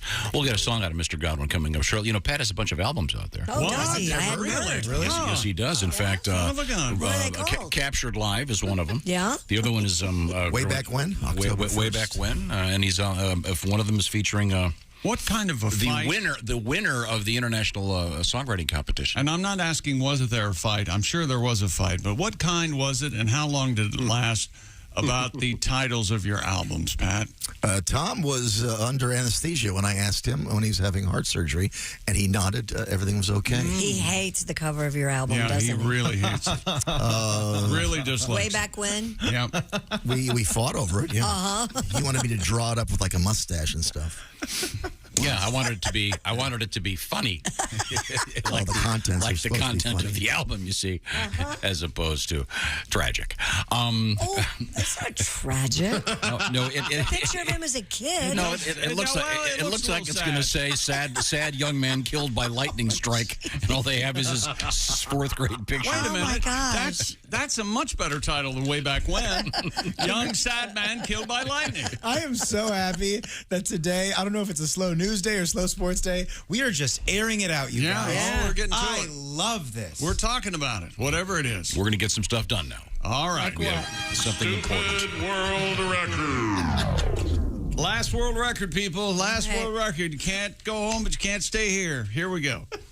A Swedish strongman has broken the Guinness World Record after throwing a washing machine across a stage in Italy. Wow, what a manna. looking. What a man. Okay. Amana is a brand of washing machine. Okay. It's contemporary culture. And then Josh had something going on too. No, the best jokes need to be explained. Amanda makes a washing machine? That's the way it always is. I don't know if they make a washing. Tom, how frigid dare you? Thank you, Pat. Johan Espenkrona and Kevin DeReeder took turns. Whatever. Took turns. Well, DeRuiter, that's his name. I don't think it is. I think it's DeReeder. Ruiter. DeRuiter would be 2 O's. Not in Sweden. Not in Sweden. You know where you find DeReeder? Where? You find DeRuiter. Tom poor Josh froze. Josh, it's not that we're not laughing. Josh, your Wi-Fi's tanking, of course. Were you going to say DeReeder at the library? Glitches. At the library. We're losing. You know, Zoom glitches, not good for comedy. No. They're the death of comedy. Yeah. Particularly radio comedy.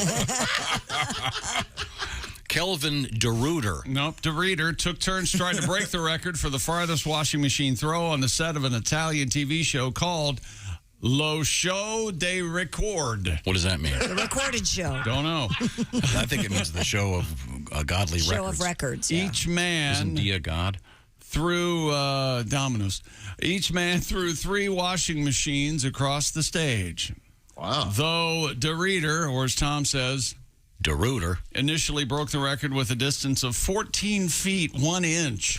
They call him the Roto. Espenkrona managed to throw a washing machine 14 feet 7.2 inches to earn the title. Well, so that is really something. Gee. Isn't that great? Gee. Throwing a washing machine. Or in these parts, a washing machine. Did your mom say wash Yes. or wash? Warsh. She gets the R in there? That's Yes. My mom said it all. Warsh, President Bush. You remember President Bush? President Bush. There was 2 of them. Have you seen the video? Father Bush. Have you seen the video of this guy heaving? No, I haven't. No, I haven't. Oh, it's amazing. He has nothing to gain. Then he turns the tide, gives it his all, and then the crowd lets out a cheer. Oh, my God. Nothing to gain. Turns the tide. Okay, I have a question about. And then did it bounce on the stage? Thank you. This is for Ace, contemporary culture question. Uh-huh. This goes way back to when I was a kid, and I forget. Wasn't there a brand of laundry detergent that always came with a towel? Boxes of Breeze. Yep. Is that what it was? Yep. Dolly Parton, didn't they? Dolly Parton and Porter Wagner. Porter Wagner. Yeah. So after a while, you'd have a lot of towels. Sure. You remember Porter Wagner and the Wagon Masters? Sure. He had the greasy haircut. Yeah, back in the 60s. Yeah. Kind of the greasy pompadour. Mm-hmm. I don't know if it was greasy or not. And he spelled it Wagoner, like Wagoner. Maybe that's his name. Yeah.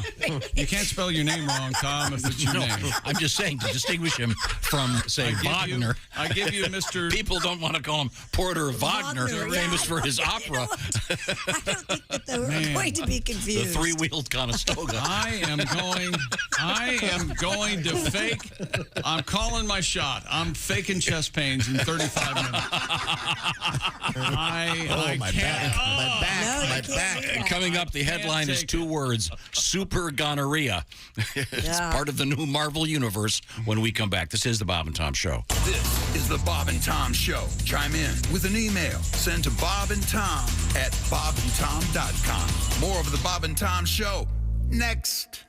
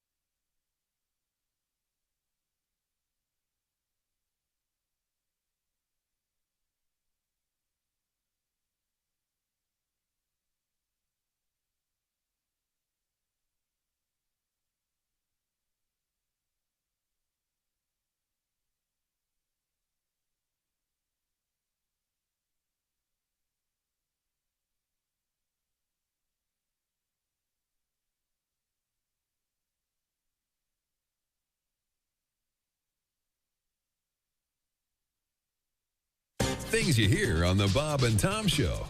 Now, this is exciting. Thank you very much for being here. You're on the Albert Brooks Show. And what is it you do for a living? I do radio, actually. Really? Yes. You do radio? Yes. That's incredible. So that's exciting. All right, we'll be right back. Come on! You do radio. This is a television show. Nobody cares. Help me out. You go back to your table. You have a life. My career's in the toilet. And then big smiles. Welcome back. We were kidding off the air. She's a killer, this one. So you were telling me before that you do radio. Yes. That's exciting. What do you do actually in radio? I do news. You do news? Yes. Really? I'm a newsreader. You are a newsreader. Yes. I didn't know. That's Yes. great. We'll be right back. Come on! You read the news.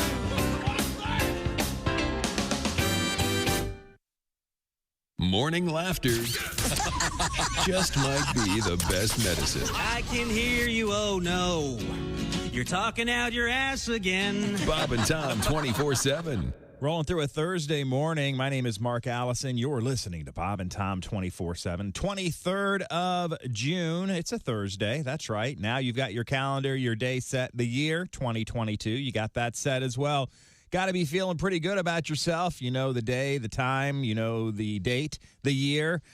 Now that we're all focused, let's continue. Our West Coast Mountain correspondent, Al Jackson, on the way when he's not coming in with a quiz for Tom to get him a little more street hip, if that's ever possible. You can catch him on the TV, the daytime talk show Daily Blast Live. He's also the author of a children's book, Where is Baby Ford? Available right now at aljacksonlive.com. That same website, you can find out more about Al Jackson. Joining us coming up right here on Bob and Tom 24/7. Good morning. I'm Mark Allison with things you may have missed on this Thursday. A bloodhound named Trumpet has won the Westminster Kennel Club Dog Show. Trumpet bested 6 other finalists Wednesday night to snare U.S. Dogdom's most coveted Best in Show prize. Trumpet beat a French Bulldog, a German Shepherd, a Maltese, an English Setter, a Samoyed, and a Lakeland Terrier to take the trophy. Trumpet became the first bloodhound to win Westminster. The competition drew more than 3,000 purebred dogs ranging from Yorkshire Terriers to Dachshunds, the goal to crown the dog that most represents the ideal for its breed. Congratulations, Trumpet, the bloodhound. Westminster Kennel Club Dog Show.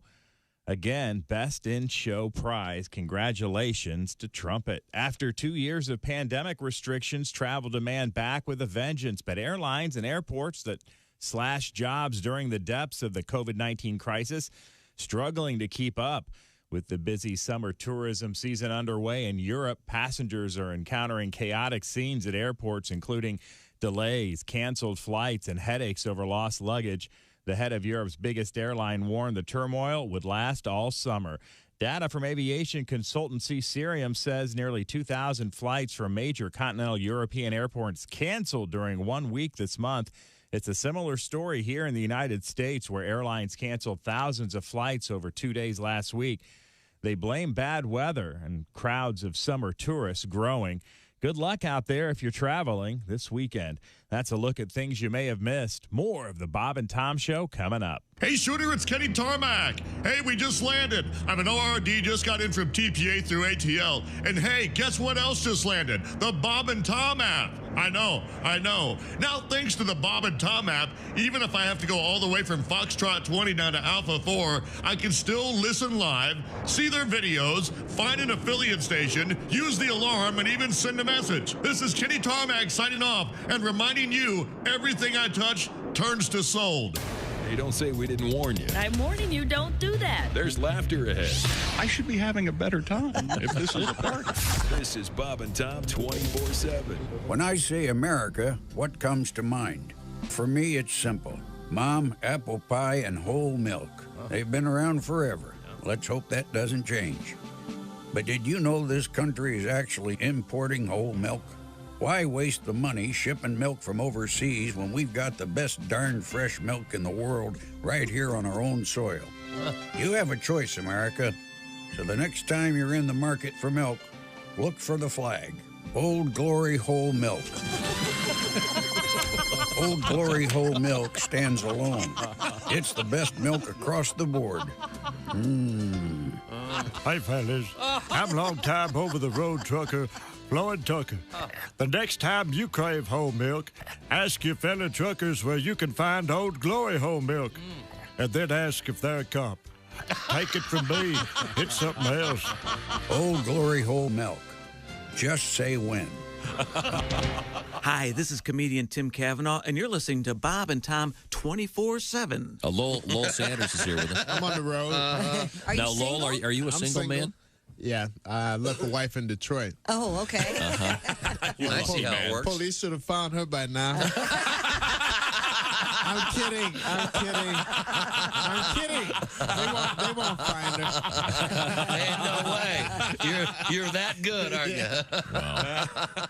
Bob and Tom. Hey, welcome back to the Bob and Tom Show. Christy Lee at the news desk. Hi, chick. Hey, there's Pat Godwin in the performance room. Hello. Hey, there's Ace Cosby manning the track phone hotline hot phone. There's Josh Arnold and his kitty cat Gravy, who's crawling up just on... Kitty butt. Try to ignore her. Kitty butt. Oh, there's the cat beehole. Look at that. Yeah, they love to show it off. Oh, Lord. That's Just ignore her. You know what? I think that might be. I like hairier dogs. Yes. Because the fur covers up their beehole. And I don't like cats because it's right there on display. Yeah.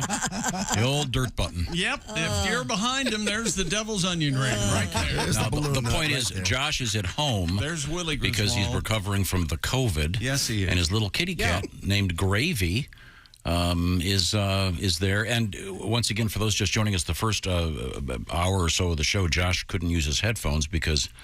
Would you want to explain what happened to Josh? Gravy had gotten a hold of him last night and bit right into him. So Chewed right through there. Disconnected cable. So when you said Gravy got into your headphones, I want to clarify it was the cat, not once again not a Thanksgiving dinner gone wrong. like a slurp fest where you're listening to some tunes and a slurp fest. He didn't drop his slurps Raycons gravy into his sausage gravy in the morning. Okay, maybe a soup. No, you don't. You're a fat, filthy man. That's what he might as well say. You are a handsome devil. Don't listen in. Jake, not only that, but you have to remember that fat people, they are less than. You have to remember this, right? There's nothing worse than being fat. Okay, could we move forward, please? Well, if we're going to talk about that, it sounds easy, but if you can stand on one leg for 10 seconds, you might live longer. Your ability to do so or not may predict whether you may or more likely to die within the next 10 years. Now, Chick is now standing on one leg. I think it's got to be higher. Moving his... An international team. Oh, wait a minute. You're going to die.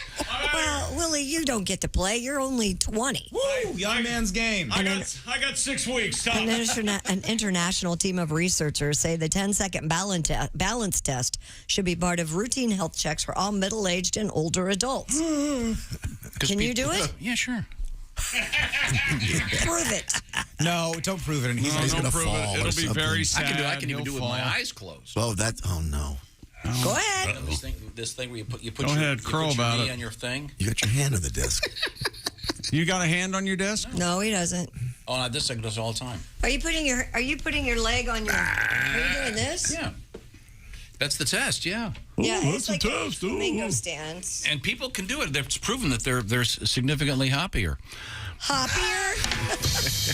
On one leg, you Can see. you sit cross-legged and get up without using I your can't hands? sit. I've never been able to sit cross-legged even as a kid. Because that's another one of the tests. Can you do 40 push-ups? 40 push-ups? That was another one of the tests. What am I, Jack Reacher? You should teach a class in self-delusion. Me? When Ace is here. Yeah, he's learned from you, I'm thinking. Yeah. You're amazing. Okay. Balance is very important as you get older, obviously. Yeah, so don't fall down. No, so try practicing balancing on one leg 10 seconds a day, and you'll live longer. Maybe that's what you're the other one is to do, you cross your arms and you close your eyes. Unless you fall down and die while trying it. Yeah, well, there's that. Yeah, don't try to balance on one leg in traffic. Probably. Or next to your kitchen sink. You do it on a diving board. That's the key. Then if you fall... You hit your head on the diving board? No. You just on a diving board. Find a pool with a diving Lou Gaines yourself. That's brutal. Yeah, don't do it by furniture. You don't want $1 million baby. Why isn't there a guy named... Yeah, break your neck. Why isn't there a guy named Lou Gaines? Why isn't there? There is. Greg Louganis is a famous diver. No, he meant Lou, first name, you giant dick. Gaines, last name. Never mind. I think I'm sure I'm having chest pains. Here's another thing good for your health. I got to go, Tom.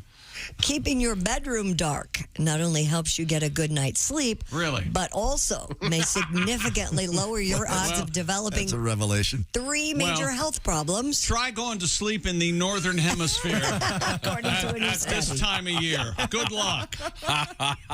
Sure. For those of us that have to go to bed early, it can be rough. Older men and women who used night lights or left their TV, smartphone, or tablet on in the room were more likely to be obese, have high blood pressure, and diabetes. I've heard, compared Tom, with adults who are not exposed to any light during the night. I'm going to blow his mind. Yeah. You sleep better if you turn your Wi-Fi off at night. I've heard that. That's not true. That's a study. Yes, did sir. Did they tell you that with did they take their tinfoil hat off before they told you that? I'm telling you. How do you turn your Wi-Fi off? You just turn it off. Unplug it? There's a button on it. You can turn it off. You mean you have to go On to your the router? Yeah. You may have to go out to the garage, get in the ladder, and turn the thing off? Well, if you have.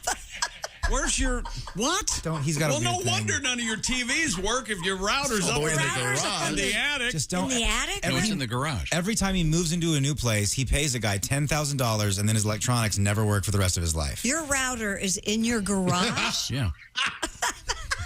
Good Lord. The guy was just over at my house last week. Are you talking about the Wi-Fi router, or are you talking about your cable stuff? All the stuff's in the garage. Well, no wonder it doesn't work. Have you ever tested your speed in the house with all that I just had a concrete? guy do it, yeah. Yeah, half the year it's frozen, half the year it's melting. Yeah. Right. That's exactly right. Well, That's wild. Huh. Wait, Chick, if you're saying the Wi-Fi, you sleep better with the Wi-Fi off, is that like because is it just because you're not looking at your phone using the Wi-Fi as much? Is that what it is? Do you mean turning the Wi-Fi reception on your phone off? No, turning the Wi-Fi off. Into your house. And so even if you turn your phone on, it's on 5G or whatever you have on your phone. Yes. Because it's radio waves, man. The good news it's is waves attacking your brain. The good news is I get no bars at my house now anay. We know. The alleged improvement. You're not going to be happy till they open up a branch at in your front yard so they can attend to your phone. I'd like to be able to use my cell phone at my house You again. want Mr. AT&T to call you personally and go, Tom, I'm only now hearing of this horrible problem. It's me. Let me. Bob AT&T. No, it's me, Alexander Graham Bell the Fourth. I'm on my way. It's not AT&T. I'm on my way. All right. Well, why didn't you get AT&T? That's what I have. That's what I have. Works fine. They've done something locally, and I have no signal anymore. Now, we need to push on. We have coming up in the news. Now, are they going to ban Juul cigarettes? And how did this guy catch something that doctors are calling super gonorrhea? Chick, super gonorrhea. I'll have the soup. That's what I thought. Right now, I want to remind you, Napa keeps those things moving like your car, your truck. If it's got wheels and an engine, they want to keep it on the road. And if it's in the road, they've got the part for it. What am I talking about? 500,000 quality auto parts from Napa. Napa's going to have what you need. And if you need a part, get it fast with Napa's famous curbside pickup and Napa's famous next day delivery. Get the details at NapaOnline.com. Curbside pickup, of course, available at participating Napa auto parts stores within stock items only. Once again, the details, NapaOnline.com. 500,000 quality auto parts. Napa's got something we call Napa Know-How. The Napa motor never quits. Coming up, we have a gigantic set of goat ears and renaming a fish. That's right. Goat ears? Fish. Goat ears. Goat A possible world record, by the way. And a mystery horse on the loose. Horse. We'll find out about all these things when we return. This is the Bob and Tom Show.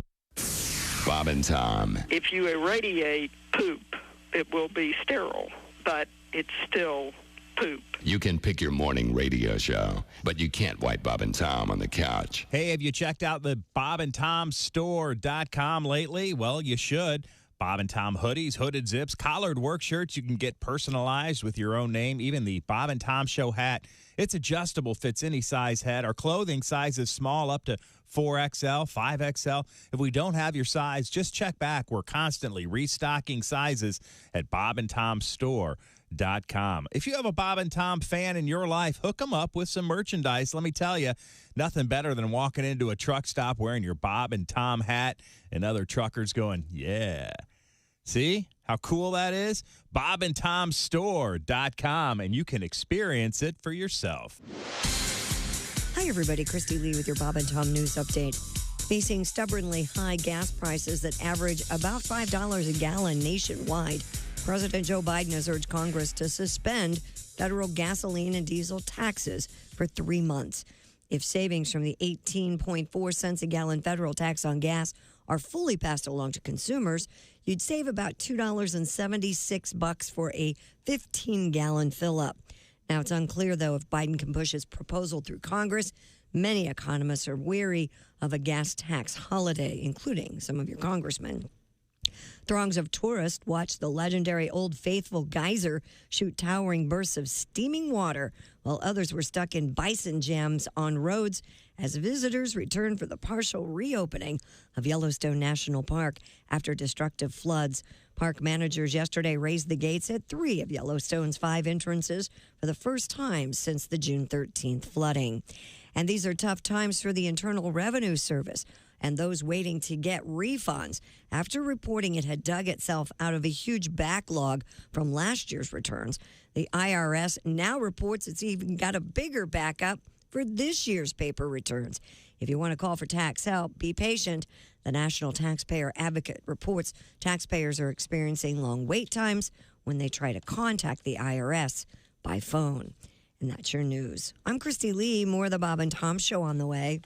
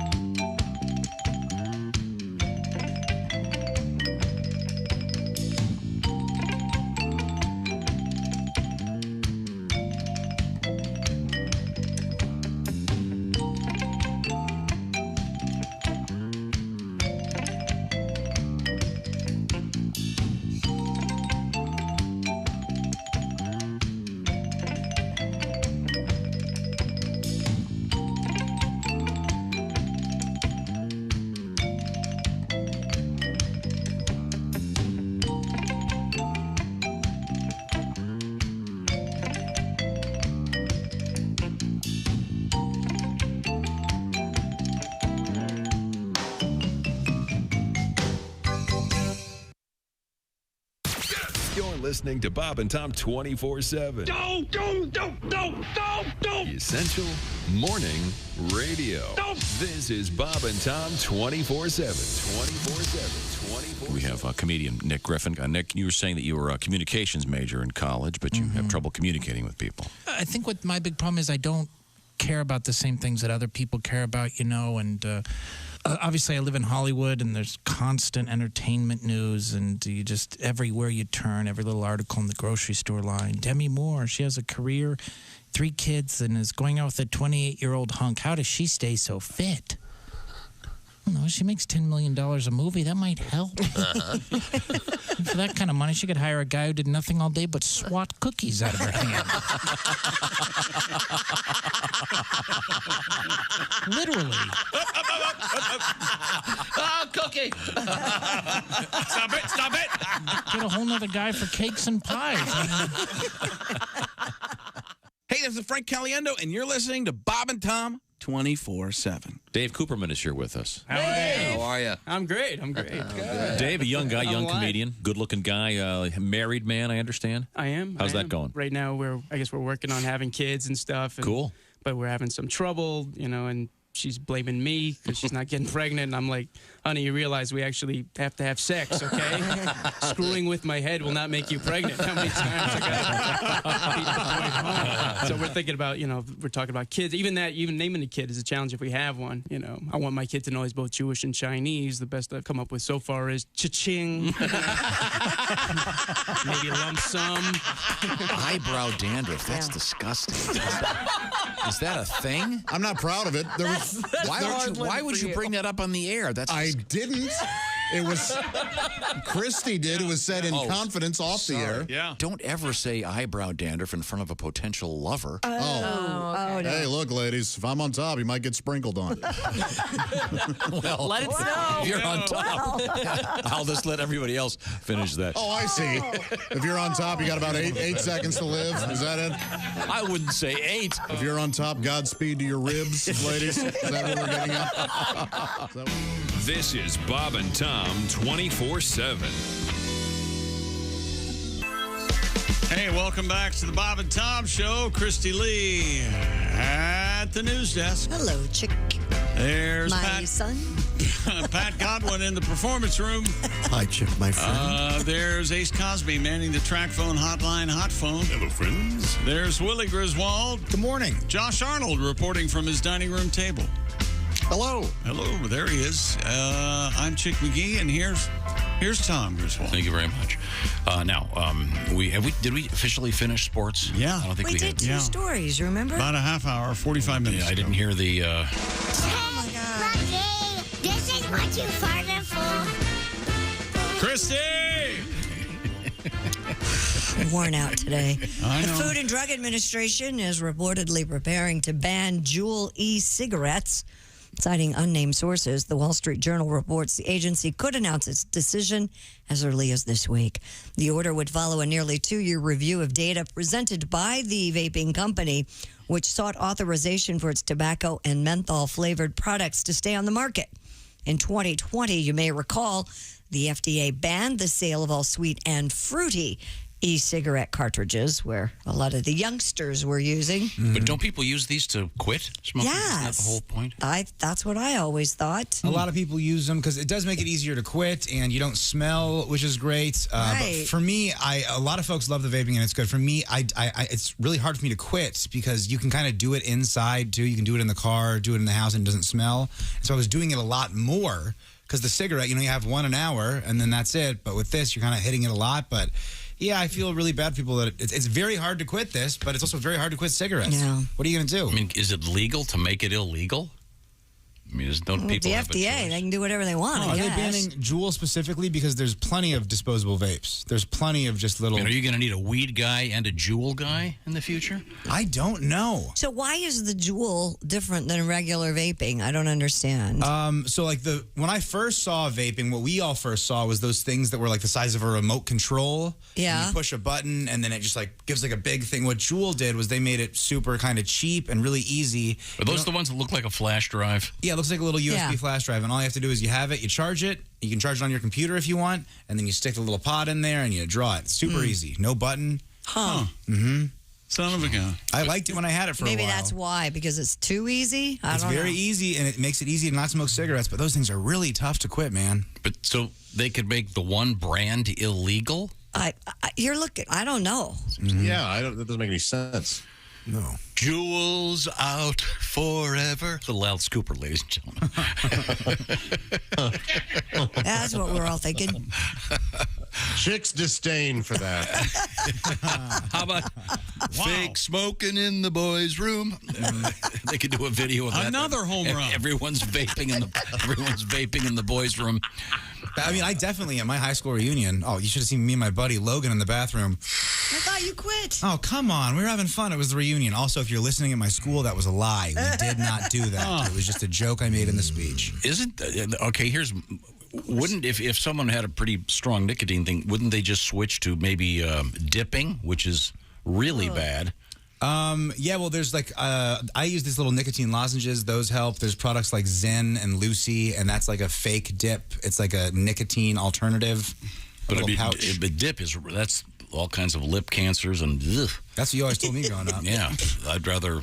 Is that true? When I was a kid, you said that gives you cancer faster than radiation, and I've told people that I've believed it my whole life, and I'm just now realizing that's probably not true. I think they say that's the quickest way to get it. Okay.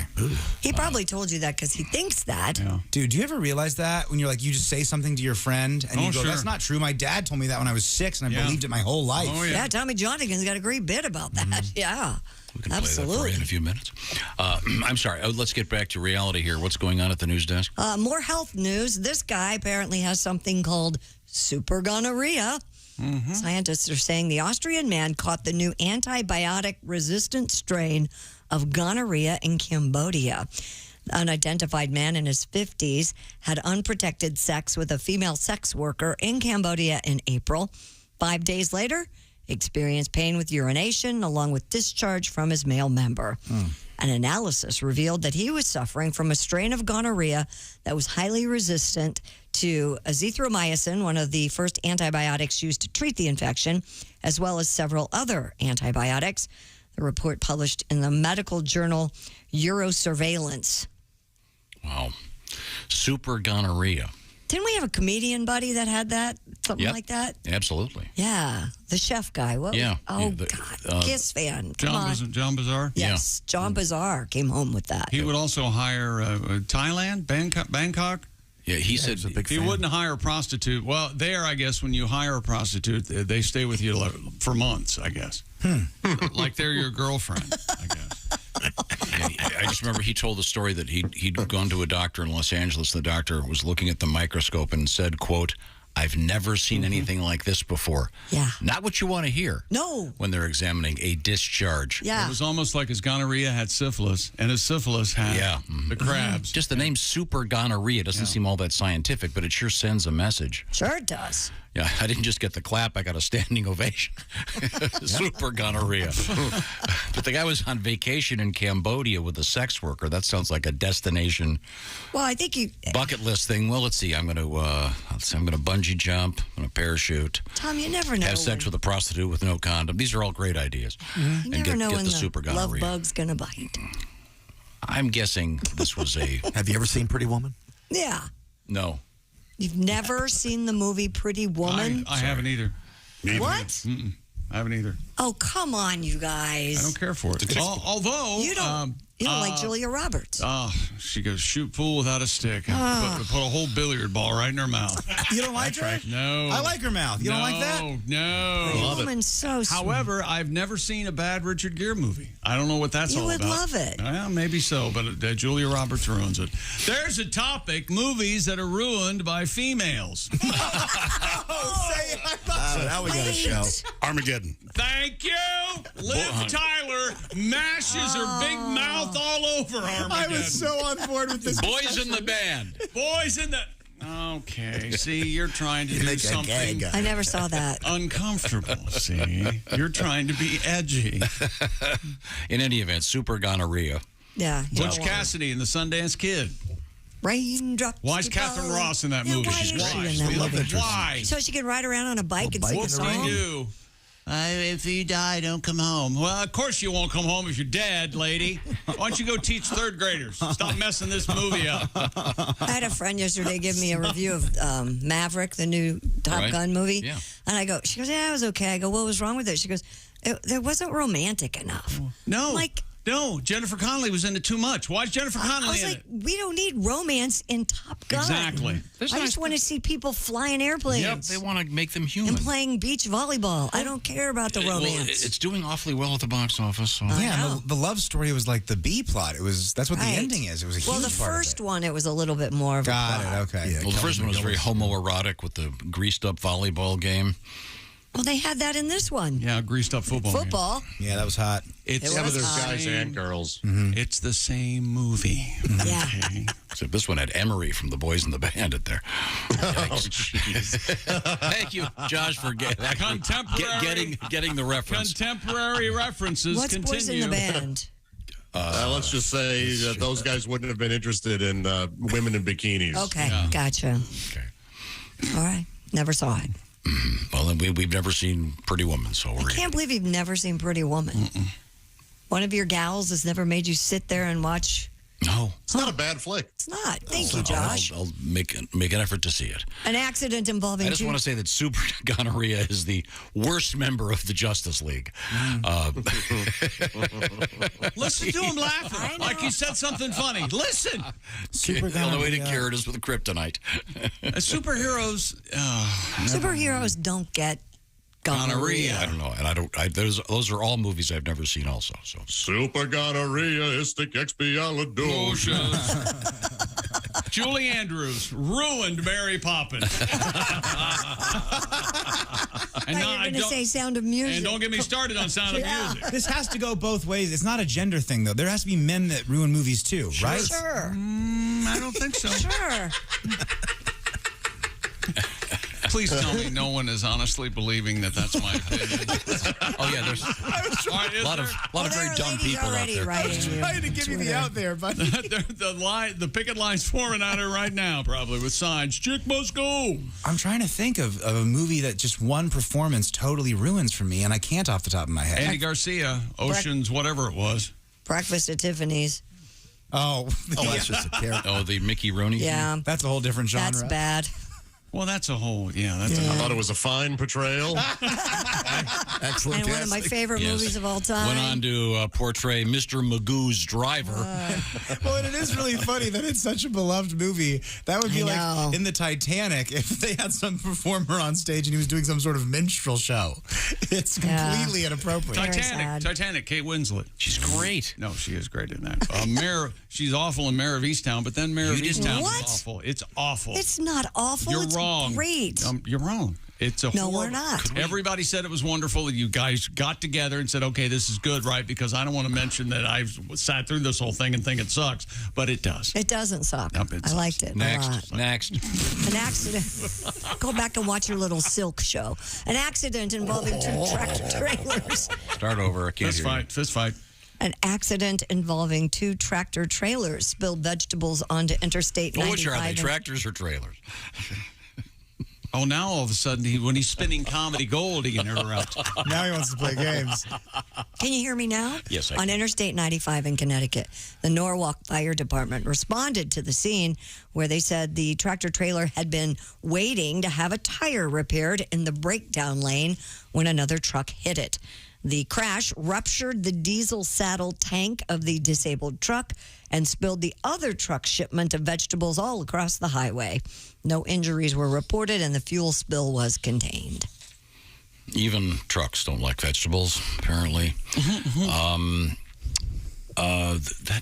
Pat? Yes. Don't you have do you have a vegetable song? Truck driver has to put a spin on this. Really? Hello, grocery store. There's been a change in my delivery. Things happen that are beyond my control. We should look at this with zero negativity. Your avocados are here, but now they're guacamole. Hey! Potatoes are mashed, the tomatoes are sauce. Oh, the carrots are juice now, and the squash is squashed. You can make a lot of soup with what I brought you today. You can tell the folks it's already been pureed. The corn is creamed, the bell peppers are goulash, and the beets are beaten, the squash is still squash. Hey! Chop, chop, chop. Woo! Very nice. Thank you very much, Pat. Staying out on the East Coast, this time in New Hampshire, where they hosted 4 other New England states in Concord last week, in a show of solidarity and raising awareness about seatbelt safety ahead of the busy summer tourism season. The Click It or Ticket campaign kickoff in the Granite City is a bit odd, or in the Granite State, rather, because New Hampshire is the only state in the union without a seatbelt law. That's right. That is right. I'm moving to New Hampshire. You know what they say? That's right. Their license plates say live free or fly through the windshield. What? I like that. What? Isn't that a federal law? Apparently not. There's some sort of highway funding, federal highway funding tied to it, I would think. I would think. But maybe New Hampshire's, there's only 2 or 3 miles of road in New Hampshire, I would think. It's such a small state, right? What I think this is, there's one very rich old man who loves freedom, and I think until he dies, this is not going to go away. Does that make die sense? Pretty soon if he doesn't have a seatbelt on. Wear your seatbelt. Goes through the windshield. Yeah. That's so weird. Mm-hmm. I didn't know that was even possible. So how can they click it or ticket if it's not against the law? Apparently, that's the issue. I know. That's what I mean. Click it or don't is their slogan. Yeah. Yeah. It's up to you. Whatever. Aren't 90% of car fatalities due to seatbelts? Thanks, What are you doing?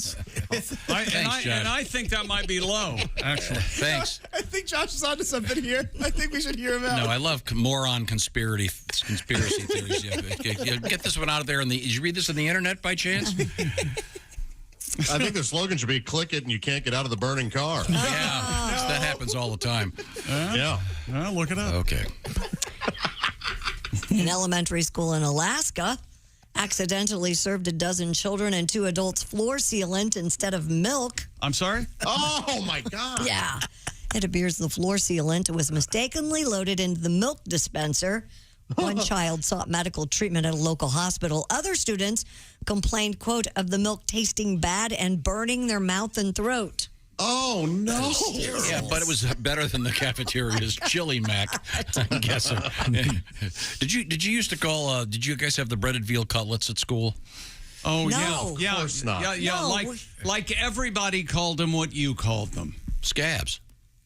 Who has veal in their Nobody. school? We had breaded veal cutlets. They called them scabs. They looked like big scabs. Kind of a We were lucky to have tomato-y. pizza. Excuse me. breaded Cook, veal. Cook, are the veal cutlets up yet? No, you didn't call them. Are Anybody? the scabs up yet? They were good.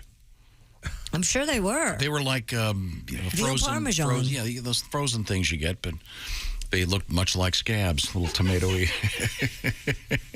Veal cutlets. Yeah, that's cool. Can you imagine? Yeah, veal cutlets and a Cabernet. They were ground veal cutlets. I mean, let's be serious. Wow. What was your favorite lunch at school, Josh? What was your favorite school lunch? You know what? We had something called the pepper belly, and it was a bed of Fritos with chili and cheese over it. Yes. Oh. Now we're talking. That sounds great. A bed of Fritos. We didn't even have hot lunch in grade school at all. We had to bring your lunch. We had, for some reason, chili and a peanut butter sandwich. For some reason, that was our lunch. That's very regional and very popular. It was very good. I enjoyed that. The best thing we had turkey Manhattan. So just the bread, little turkey, little mashed potatoes, and gravy on top. Oh, when it was Turkey Manhattan Day, people would run to the lunchroom. Wow. Hey, don't get me wrong, the scabs were delicious. We got it. Call them scabs. Now, see, Willie just sent me a picture. These are what they were. They're Italian breaded veal patties. Yeah. Omaha Steaks sells them if you're curious at home. But see that verifies here. Willie just sent me a picture of what I was talking about. Look at this. I had never heard of, breaded veal served at schools, and I wanted to see if anybody has some sort of mass-produced version of that, and I guess you can find it out there. So, man. But it does sound very bougie when you say it initially. Now, when you call them scabs, it sounds So like was that your favorite meal? They were good, yeah. I liked them a lot. Turkey Manhattan doesn't sound not bougie.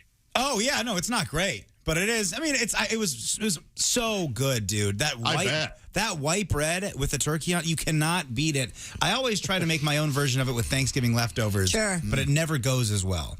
Yeah. Now, coming up, we're going to feature a little something that Christy referenced a little bit earlier about your dad telling you stuff that may or may not be true. Yeah, because you believe adults when you're a little kid. You believe everything they say because you really think they know everything. Yeah, and as we know, we sure don't. No. Coming up, we have... Mystery Day. Are you ready for your Mystery Horse. We have a mystery horse in the news. Will he be a dream or a dud? That's That was the Mystery Date commercial. Did you ever play the game? Oh gosh, yes, I have Mystery Date at home right now. Oh, can you bring it in and we'll play it? I can. Is it like a board game? Yes, it's a board game. There's a little. The doorbell rings and you open a door. Yeah. Is it a dream or a dud? Well, we got the mystery horse coming up. Yes, and someone. a kind of another world record, maybe, coming up. Oh yeah. Involving goats. But right now, I want to remind you. We've been talking a lot about food in this show. We always do. And this is kind of a way to have a stress-free food of summer or summer of food. What I'm talking about is HelloFresh. HelloFresh, they do the meal planning. They do the grocery shopping. They do the measuring. They deliver beautiful seasonal recipes. They come in a box and you put them together. We're talking ultra fresh food, hence the name HelloFresh. Some of it's quick and easy. They have any kind of food lifestyle you have. They've got food to match. That might be comfort food, family-friendly food, low-cal or low-carb, whatever it is you want. Over 30 recipes to choose from every week.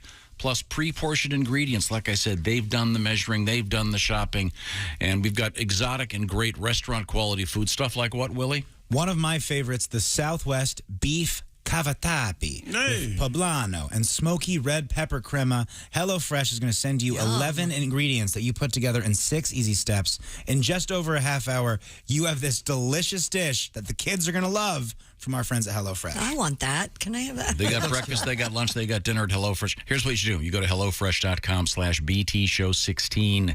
The code is BTShow16 for 16 free meals and 3 free gifts. Check it out at HelloFresh.com. Once again, that code /BTShow16. And choose from one of 30 recipes, of course. And really easy to change it up. If you want to skip a few weeks, you're going on vacation, easy to do at the touch of a button with the HelloFresh app. That's BTShow16 at HelloFresh.com /BTShow16.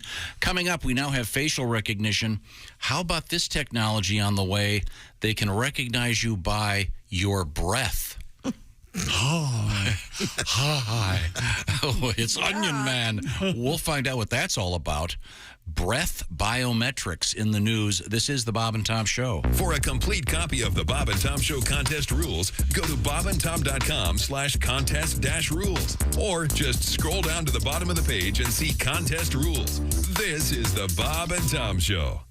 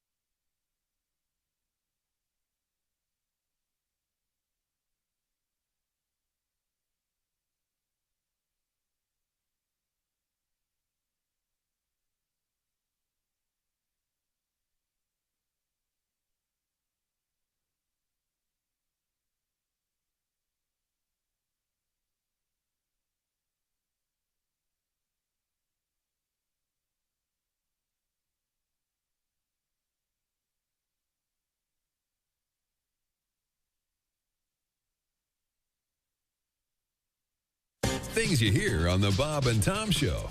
Yes, I have been doing lots of research, and now if you tell me who your favorite band is or what your favorite movie is or even what your favorite book is, I can tell you what you are saying about yourself. Okay, Christy, can we start with you? Do you mind? Christy, My favorite movie. Okay. Is it Roadhouse? Movie. Not Roadhouse. That's the movie that you can't turn away from. Favorite movie? No. My favorite movie. Yes. Breakfast at Tiffany with Audrey Hepburn. Are you serious? Yes. Okay. Boy, that's going to be a really mean one for me to start out on. I can tell you what you're saying about yourself is I'm not nearly as cute as I think I am. That's what that says about you. It's awful. It's okay. It's okay. I'm sorry. I hate to start off on such a mean note. I got you. How about your favorite band, Christy? Say Michael Bubble or Can whatever. I say Maroon 5? Sure, Maroon go ahead. 5? Yeah. Okay. If your favorite band is Maroon 5, what you're saying about yourself is, man, 10% off every purchase? This Gap credit card was the best decision ever.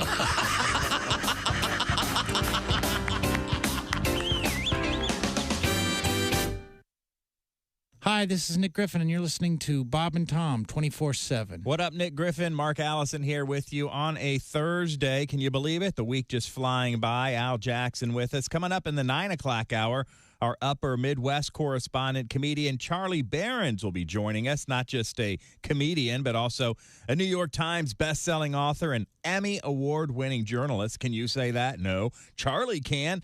You can also check him out at Charlie Behrens on the TikTok as well. We'll be catching up with Charlie again in the 9 o'clock hour here on this Thursday. Thanks for joining us. You're listening to Bob and Tom 24/7. I'm Chick McGee with your Bob and Tom sports update from Tampa, Florida. Nazem Kadri scored at 12:02 of overtime, and the Avalanche beat the Lightning 3-2 last night, Game 4 of the Stanley Cup Final, to move within a victory of dethroning the two-time defending champion Lightning. Major League Baseball, Aaron Judge hit his Major League leading 26th and 27th home runs. Jose Trevino delivered a 2-run shot that put the Yankees ahead in the 8th, and New York beat Tampa Bay by a score of 5-4. Elsewhere in the American League, your winners Toronto, Boston, Cleveland, the Angels, and Seattle. Interleague action, Houston beat the Mets, Texas over Philly, and Baltimore blanks Washington. And National League winners, San Diego, Miami, the Dodgers, Atlanta, Cubs, and the St. Louis Cardinals get wins. And one WNBA game last night, the New York Liberty beat Connecticut 81-77. I'm Chick McGee, and that's your Bob and Tom Sports Update. Hey, hi, this is Tom. And this is Chick from the Bob and Tom Show. Hey, Christy, what's the best way to get full access to the show? Hey, what? You introduced me. That would be to become a Bob and Tom VIP. Very good. Now, Josh, what's a feature of Bob and Tom VIP? Wait a minute. Well, the live 5-camera video stream of the show, plus a podcast of the show and comedy from the Bob and Tom archives. Excellent. Chick, what do you have to say for yourself? Become a Bob and Tom VIP now. Just go to bobandtom.com/VIP. See, that was worth the wait, wasn't it? Essential morning radio. All day and all night. This is Bob and Tom 24/7. 24/7. Has this ever happened to you? Oh, my. Just look at that. What am I going to do? What's wrong, honey? Look in the mirror, all that gray. Boy, did it sneak up on me. No, it didn't. You mean it's been gray for a long time? Only all of your life. Sweetie, your brain matter is supposed to be gray. Now close up your cranium and come to bed. All right, dear. Oh, I'm so lucky to have you. I totally agree. If the top of your head is bushy and gray, hair color is not your problem. Remove that hatchet from your skull. Say hello to your cerebellum. Oh, dear, you've got a little gravy on your blouse from dinner. Oh, honey, that's not gravy. That's part of my frontal lobe. Just for morons. From Friggamall Industries. Ask for it by name. What the hell? Good morning, sunshine. Bob and Tom 24/7. 24/7. 24/7. My name is J. Chris Newberg, and these are my thoughts and observations. Do you think if the Pope sneezes and someone walks up to him and they're like, bless you, you think he's like, haha, I'm good, actually?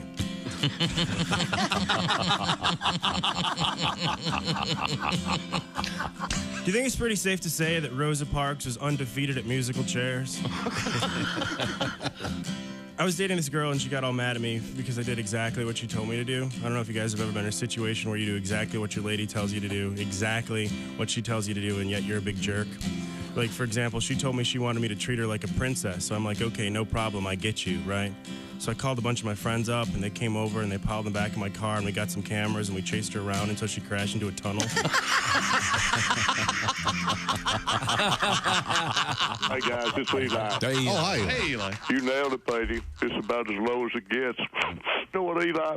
You're just feeling sorry for yourself. Look, I was thinking, there's no need to get down. I mean, just because you're grounded at work don't mean you can't gain yards. I've got a fresh, hot Papa John's pizza you could run by the house. God knows you wouldn't want to try to pass it. You'd probably get picked off by the mailman. Oh, yeah. Hey, this is Henry Phillips, and you're listening to Bob and Tom 24/7. Well, what else? Where, when? Welcome back to the Bob and Tom Show. Christy Lee at the news desk. Hi, Chickie. Hey, there's Pat Godwin in the performance room. Hey, Chick. There's Josh Arnold at his dining room table at home. Hello. Yeah, there he is. Still getting over the COVID. Did you have breakfast at the table? Yeah. Mm-hmm. Okay. We'll get back to that menu in a second. There's Ace Cosby. Hey. There's Willie Griswold. Yo. I'm Chick McGee, and here's Tom. When you're standing at the urinal and your penis starts to gonorrhea. Oh, sorry. What the hell was that? That's the Super Gonorrhea song. You know. I didn't know it was a regular gonorrhea song. There was a... When you're standing at the urinal and your penis starts to burn gonorrhea. There's a diarrhea song. Yeah, there's a diarrhea. Well, that's the that's the venereal disease version of the song. You know, when you're sliding into home and your pants are full of foam. What goes on inside that head Okay, sorry. Coming up, we have the mystery horse in the news. But right now, we were talking about this. How did we get to this? Oh, we were talking about there's a movement to ban the so-called Juul e-cigarette. Correct. And which is, I mean, it's interesting, but I think a lot of people use those to actually quit smoking. But sure. I don't know much about it. But it occurred to me that if they take these away, won't that encourage people to dip? And it's always been my understanding that that's really bad for you, and can cause all kinds of very serious issues with your mouth, tongue, cheek, et cetera, et cetera. And Willie said you told him. I told him that a long time ago, that's really bad. Worse than radiation. They'll give you cancer quicker than radiation. Yeah, and then he believed me. Believe that. I believe that bisexuality wasn't real for a long time. And then I was in a gay literature class and I go, oh no, bisexuality isn't real. You're either gay or straight. And then someone goes, oh no, I'm bisexual. And I go, oh, okay, that's it then. Then you're right. Yeah, thank you for that. Your experience trumps what my dad told me. You're exactly right. Now, this is a story about dads. From comedian Tommy Johnigan. We have comedian Tommy Johnigan hanging out with us. He's one of our favorites. You were saying that you would often ride with your dad across. We may have read a story about her. Yeah. If you've never seen a 10.5-pound baby, just picture John Goodman from far away. Tommy Johnigan, one of the classics for sure. We return to the news desk with Christy Lee. Researchers have developed new technology that can identify you with breath biometrics. In a recent report, researchers from Japan created an olfactory sensor that can analyze compounds in a person's breath. Combined with AI, the artificial nose was able to authenticate up to 20 people with an average accuracy of 97.8%. Study leader Takeshi Yanagita said that while the results show promise, more work is needed before the technology makes it to smartphones. You can find more about this in Chemical Communications, because I'm sure you all subscribe. Takeshi's brother, Harvey Yanagita. Yeah? You know that song, Harvey Yanagita? You know, Harvey Yanagita. I honest to gosh, I knew it was coming. But this really isn't that accurate. So out of 100 people, they're only going to get 97 or 98 of them right. That's a lot. It's not enough, though. If you're talking some life and death situation. Well, I don't know what you're using your identification for. I think the idea is actually for cell phones. So you can open your phone? Yeah.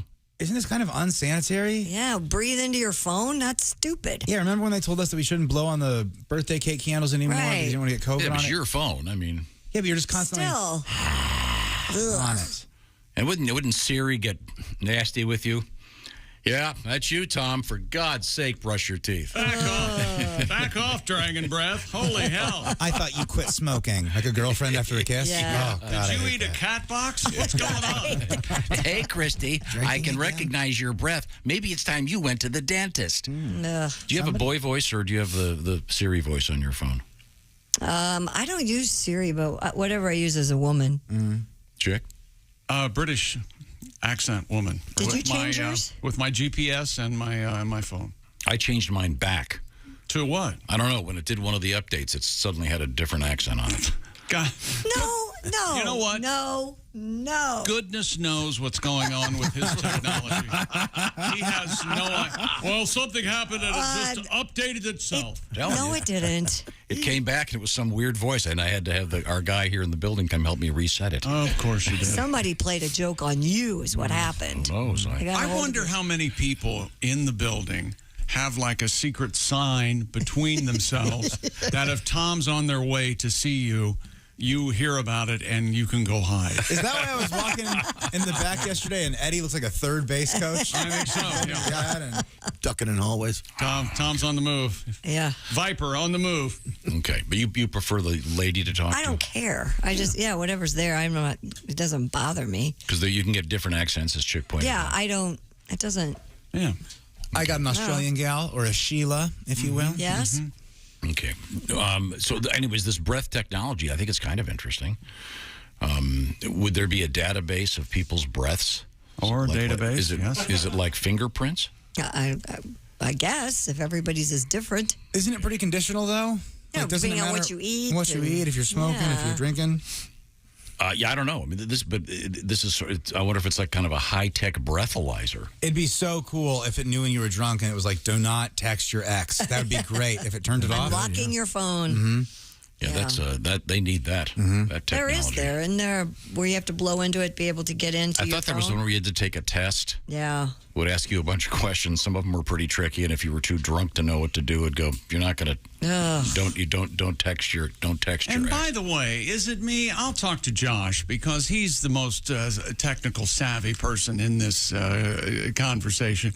Is it me or is the I'm not a robot, the little squares where they tell you to pick out a bridge or a motorcycle or a bike, are those getting harder or am I just not seeing what I'm supposed to be seeing? I think they are getting harder. Sometimes you have to question your own philosophies as to whether or not that is indeed a crosswalk. Yeah. Well, there's a part of a bridge in this picture. Yeah. And then the pressure's on. And then you get locked out. I'm not a robot, though. I had this one, and I had to click on this weird thing, and it said, is this a pipe? But then in French under it said it's not a pipe. And I go, what am I supposed to do with this one? It's not a pipe. I don't know. Maybe someday you'll have a straw in your computer. You walk over, you go, and it'll go, "Hi, Willie. How are you?" Oh, that's good. I do like the fingerprint. The boop. Yeah, I do too. Boop, boop. Open your computer with your finger. Yeah. Do you have that engaged on your computer, Tommy? Nope. Don't want it. Don't want it. No. Do you have it where it opens with your watch? No. Who knows? I don't know. The fingerprint thing I can't use because I have to have a special keyboard. No, we're talking about turning it on, Tom, No, up here. the fingerprint thing is on the keyboard. No, it's right here. On your phone, too.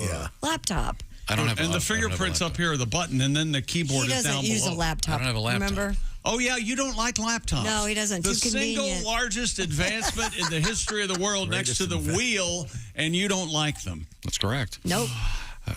We all have our taste. You like a big tower, don't you? I do like the big screen. Yeah, the big giant screen. When we come back, coming up, we're going to talk with Charlie Behrens, comedian. We'll see what's going on with Charlie. I'm still looking forward to that.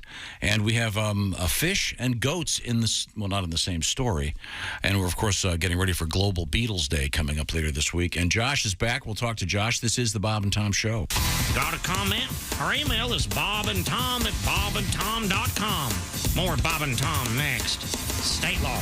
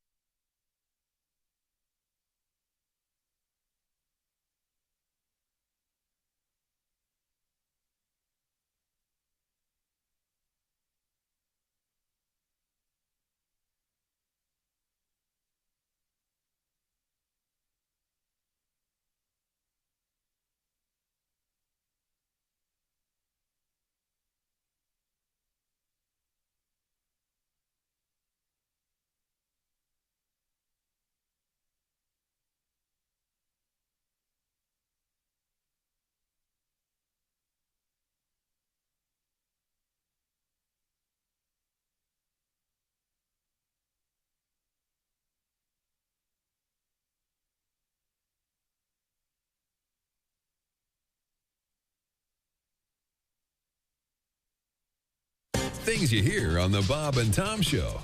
Comedian John Campanera. Vin Scully is funny because he's one of these announcers that loves to read lips. Wait a minute, here comes Tracy out of the dugout. He's in the umpire's face. It appears he wants to take the ump to Fuddruckers after the game. You know what makes me laugh is Skip Carey, Harry's son. He does the Atlanta Brave games. Sure. I listen to this guy when I can't sleep. Chipper Jones takes one on the outside, 3-1 on Chipper Jones. Don't forget all week long, we got the best of the Duke right here on TBS. John Wayne right here on TBS.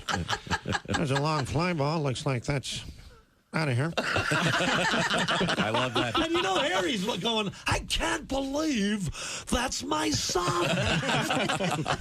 You know, Harry would get excited over the dumbest stuff. Hey! Check out the kid in the sombrero.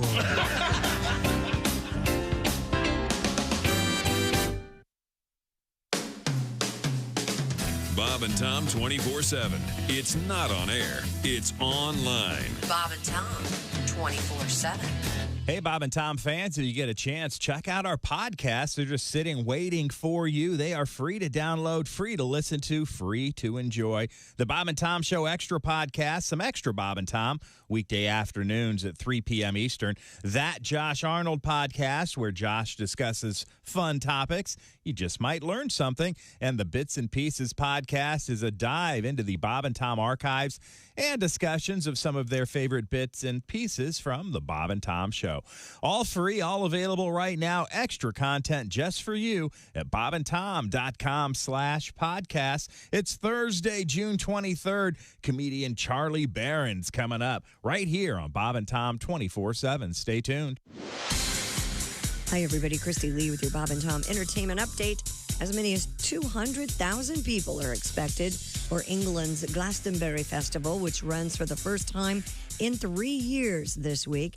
However, getting there might be a problem. Britain is having a huge rail strike, with 60% of the trains running yesterday and more walkouts planned for today. There are 3,000 performers on the schedule for Glastonbury, including Billie Eilish, Diana Ross, Megan Thee Stallion, Kendrick Lamar, and Paul McCartney, who plays this weekend and will set the record as the festival's oldest solo headliner at the age of 80. Between sets at Riot Fest, you could check out vendors, reapply sunscreen, or how about getting married? Yep, Riot Fest bringing back its wedding chapel when it returns to Chicago the weekend of September 16th. Last year, 32 couples were legally married. Can't do it on impulse, though. You're requested to sign up for time slots, and Cook County in Illinois requires couples get marriage licenses beforehand. Want more details? RiotFest.org is the place. This year's lineup includes My Chemical Romance, The Misfits, and 9 Inch Nails. And the Michael Jackson musical on Broadway saw a big jump in ticket sales after it won 4 times at the Tony Awards. MJ pulled in more than $1.6 million during the week after the Tonys on June 12th. That was the biggest box office jump and new sales record for the show. And that's your news. I'm Christy Lee. More of the Bob and Tom Show on the way. Ladies and gentlemen, Bob and Tom. Dr. Anthony Fauci has tested positive for COVID-19. The 81-year-old, who is fully vaccinated and has received 2 booster shots, was experiencing mild symptoms. So he's going to be staying on his couchy. Dr. Bob and Tom in the morning and highlights all day long. The Bob and Tom Show, weekday mornings at 6 a.m. Eastern on Bob and Tom 24/7. This is Bob and Tom 24/7. Comedy, guests, Bob and Tom exclusives, and it's here on the internet. Bob and Tom 24/7. When your horse says run its very last race and there's nothing left to do, giddy up, giddy up. We don't think it's very good taste to turn him into glue. Giddy up, giddy so up. If your horse has lost his stuff and his legs aren't thin and bony, giddy up, giddy and if his meat ain't very tough, then he comes to Burger Pony. Now, when you come into any participating Burger Pony restaurant and order our swale in a pail, every kid in your group will receive a free hot fudge sundae silence. And don't forget our Clint Eastwood Western spaghetti. And our delicious burgers, including the Daily Double and the Triple Crown. And remember our motto, if we're not in your neighborhood yet, your neighbors have probably passed a petition.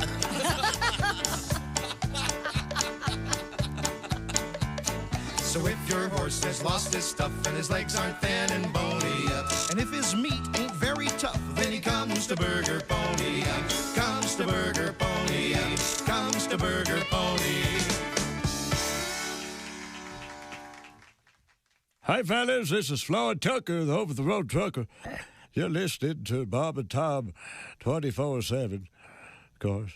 Now, Dwight Slade is our guest. Dwight is a very healthy guy, but you were saying that you had a colonic? I had a colonic. It's a water skiing accident that you do on purpose. This is where they fill your lower cavity with... Why don't you walk me through this? With water. Yeah. No. Is there an audio component to this as the revealing is taking place? Like nothing I've ever heard. Yeah, they play this. There it goes now. Bob and Tom. Tom Show sent you. Hey, welcome back to the Bob and Tom Show. Christy Lee at the news desk. Hey, chick. Hey, Pat Godwin in the performance room. Hey, chick. Hey, Ace Cosby manning the track phone hotline, hot phone. Hey. Hey, there's Willie Griswold. Hey, man. There's Josh Arnold at home. Hello. We're taking his ease on the lanai with his kitten. Yeah. See the worst supervillain you've ever seen in your entire life with this little kitty cat and his dining room table? Yes. And he must have a high threshold of pain because that cat crawling on you has the claws. Yeah, she sure does. Yeah, I'm covered in little nicks and scratches. Oh, I bet you like it, you little creep. I bet it's your favorite thing. Oh, yeah. Josh broadcasting from his home because of the COVID. I'm Chick McGee, and here's Tom. Oh, thank you. What else is going on over at the news desk, Christy? Animal care workers in Texas rescued a so-called mystery horse. Wait a minute. We have the theme song. Here we go. Mystery day. Everybody. Are you ready for your mystery horse? Well, wait a minute. Let it go. Oh, sorry. Mystery day. Are you ready for your mystery day? Don't be late. Don't be late. Be brave. Open the door for your mystery day. It's Mystery Day, That's the what it is. thrilling new Milton Bradley game. That's right. It's Mystery Day. Will he be Man, oh, man, was I born too late.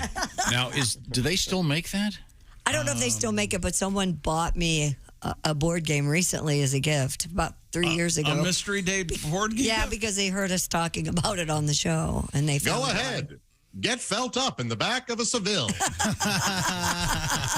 She doesn't look like her Facebook picture. She doesn't look like. Yeah, that mystery date would be a different thing now with Tinder and Oh, and all kinds of mystery dates. All kinds of Sure. diversity. Yes, It would be. I mean, there's certain rules. Everybody would have to be over a certain age, certainly. But beyond that, anything goes. right. So is this like what? There's like chance cards, and it's like, you swiped right on an Uggo, and you're already out at TGI Fridays. On an Do you finish Uggo. the appetizers?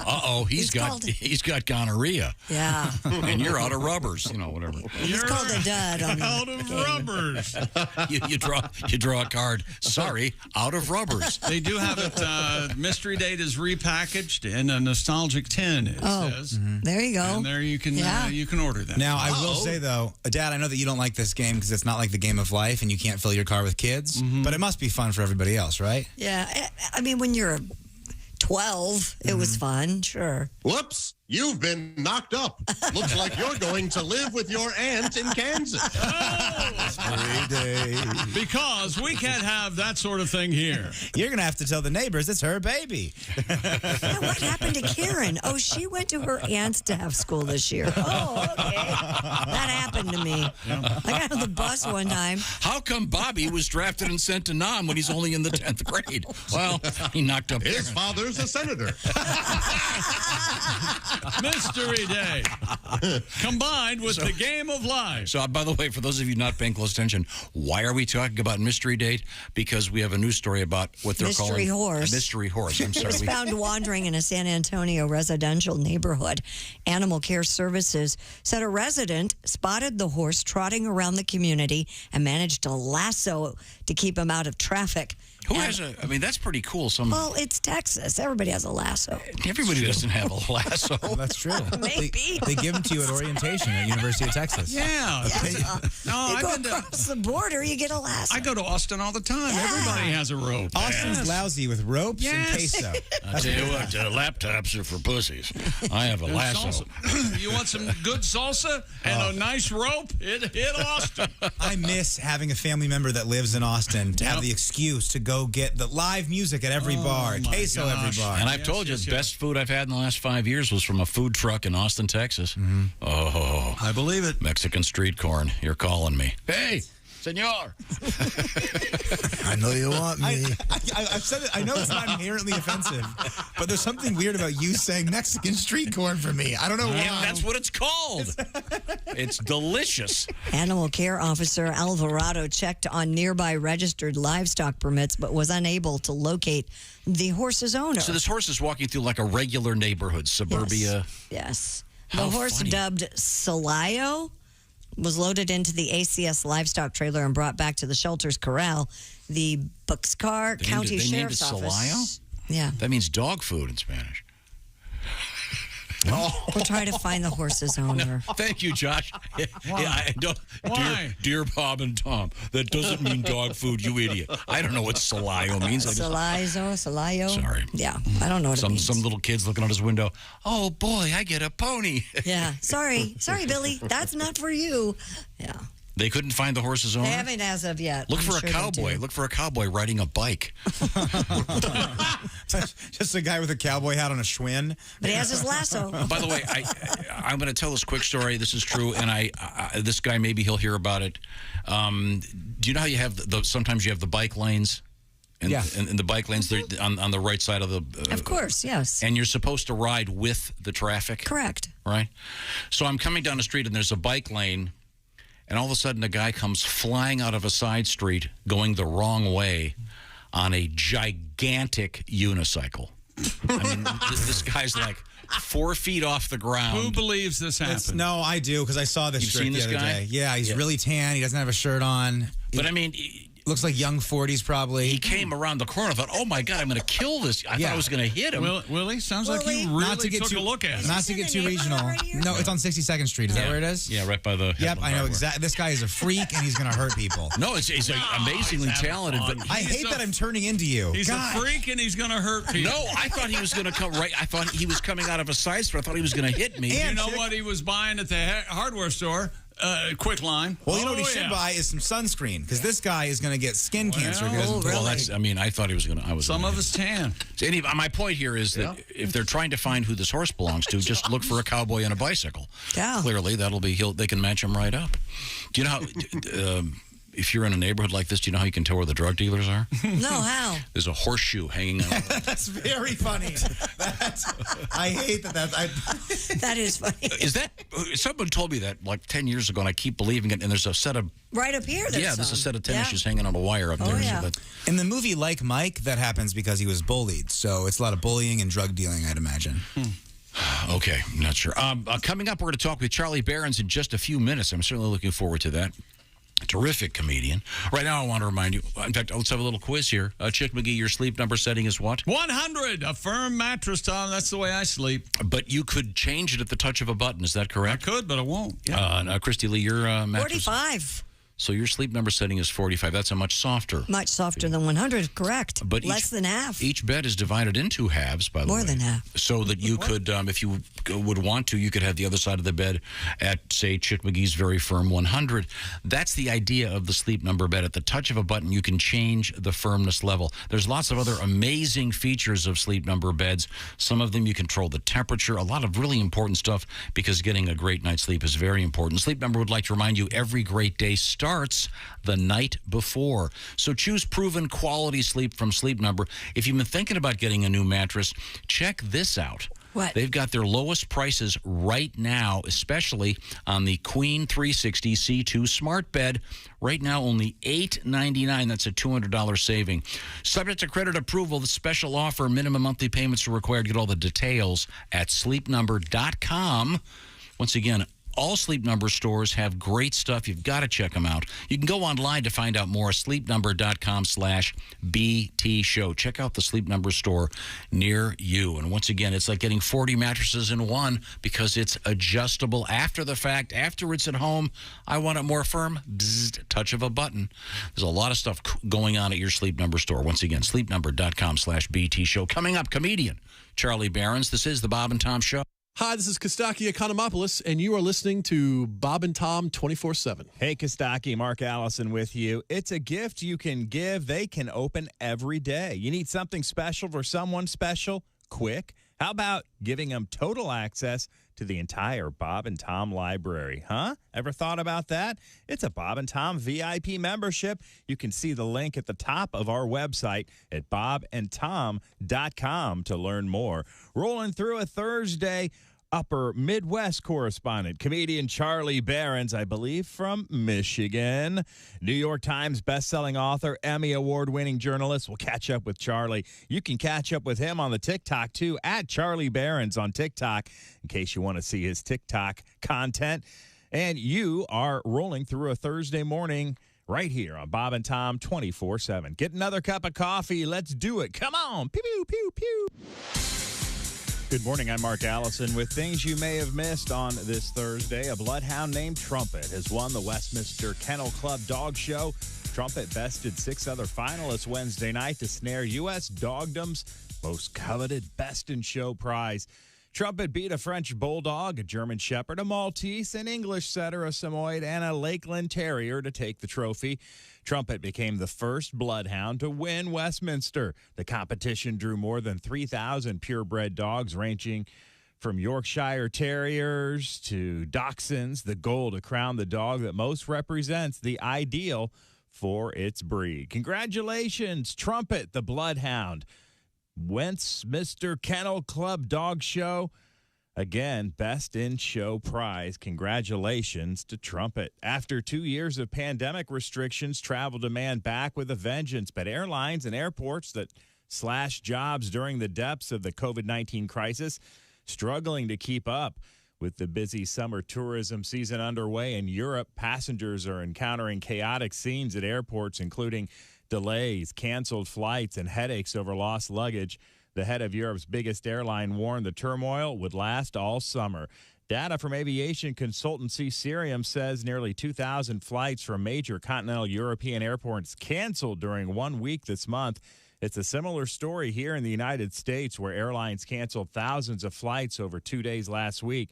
They blame bad weather and crowds of summer tourists growing. Good luck out there if you're traveling this weekend. That's a look at things you may have missed. More of the Bob and Tom Show coming up.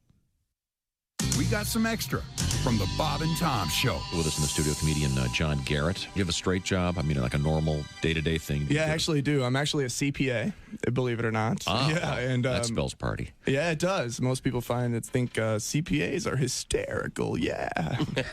No, of course not. We're dorks, big dorks. But and honestly, on behalf of all accountants out there, I'd like to say that we don't all do taxes. Some of us prefer to embezzle. It's much more lucrative.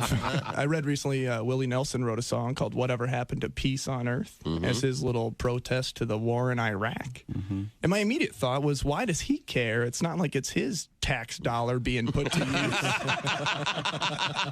I mean, I think the U.S. government should write a song called Whatever Happened to Willie's 1040. Yeah, there's a tax joke for the accountants.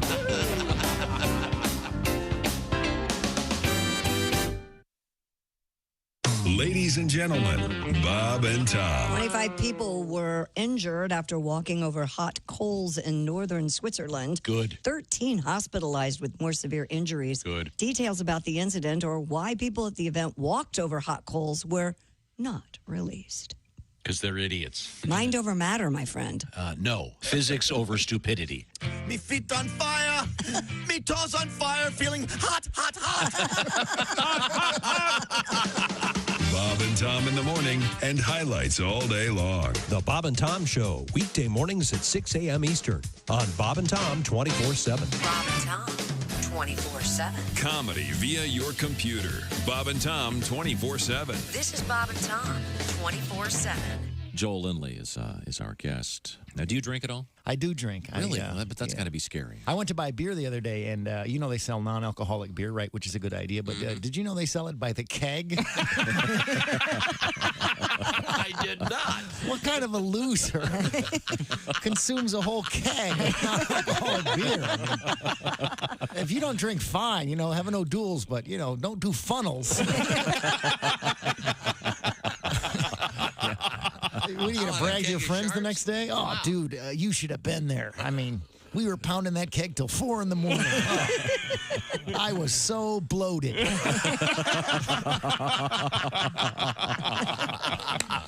Yeah. Then I drove everyone home. Cool. There's a gigantic warehouse of stuff I don't get. I can't And they understand serve non-alcoholic beer there. Yeah. You know what? Another thing I don't that. understand? Hooters has food to go. Who the hell's that for?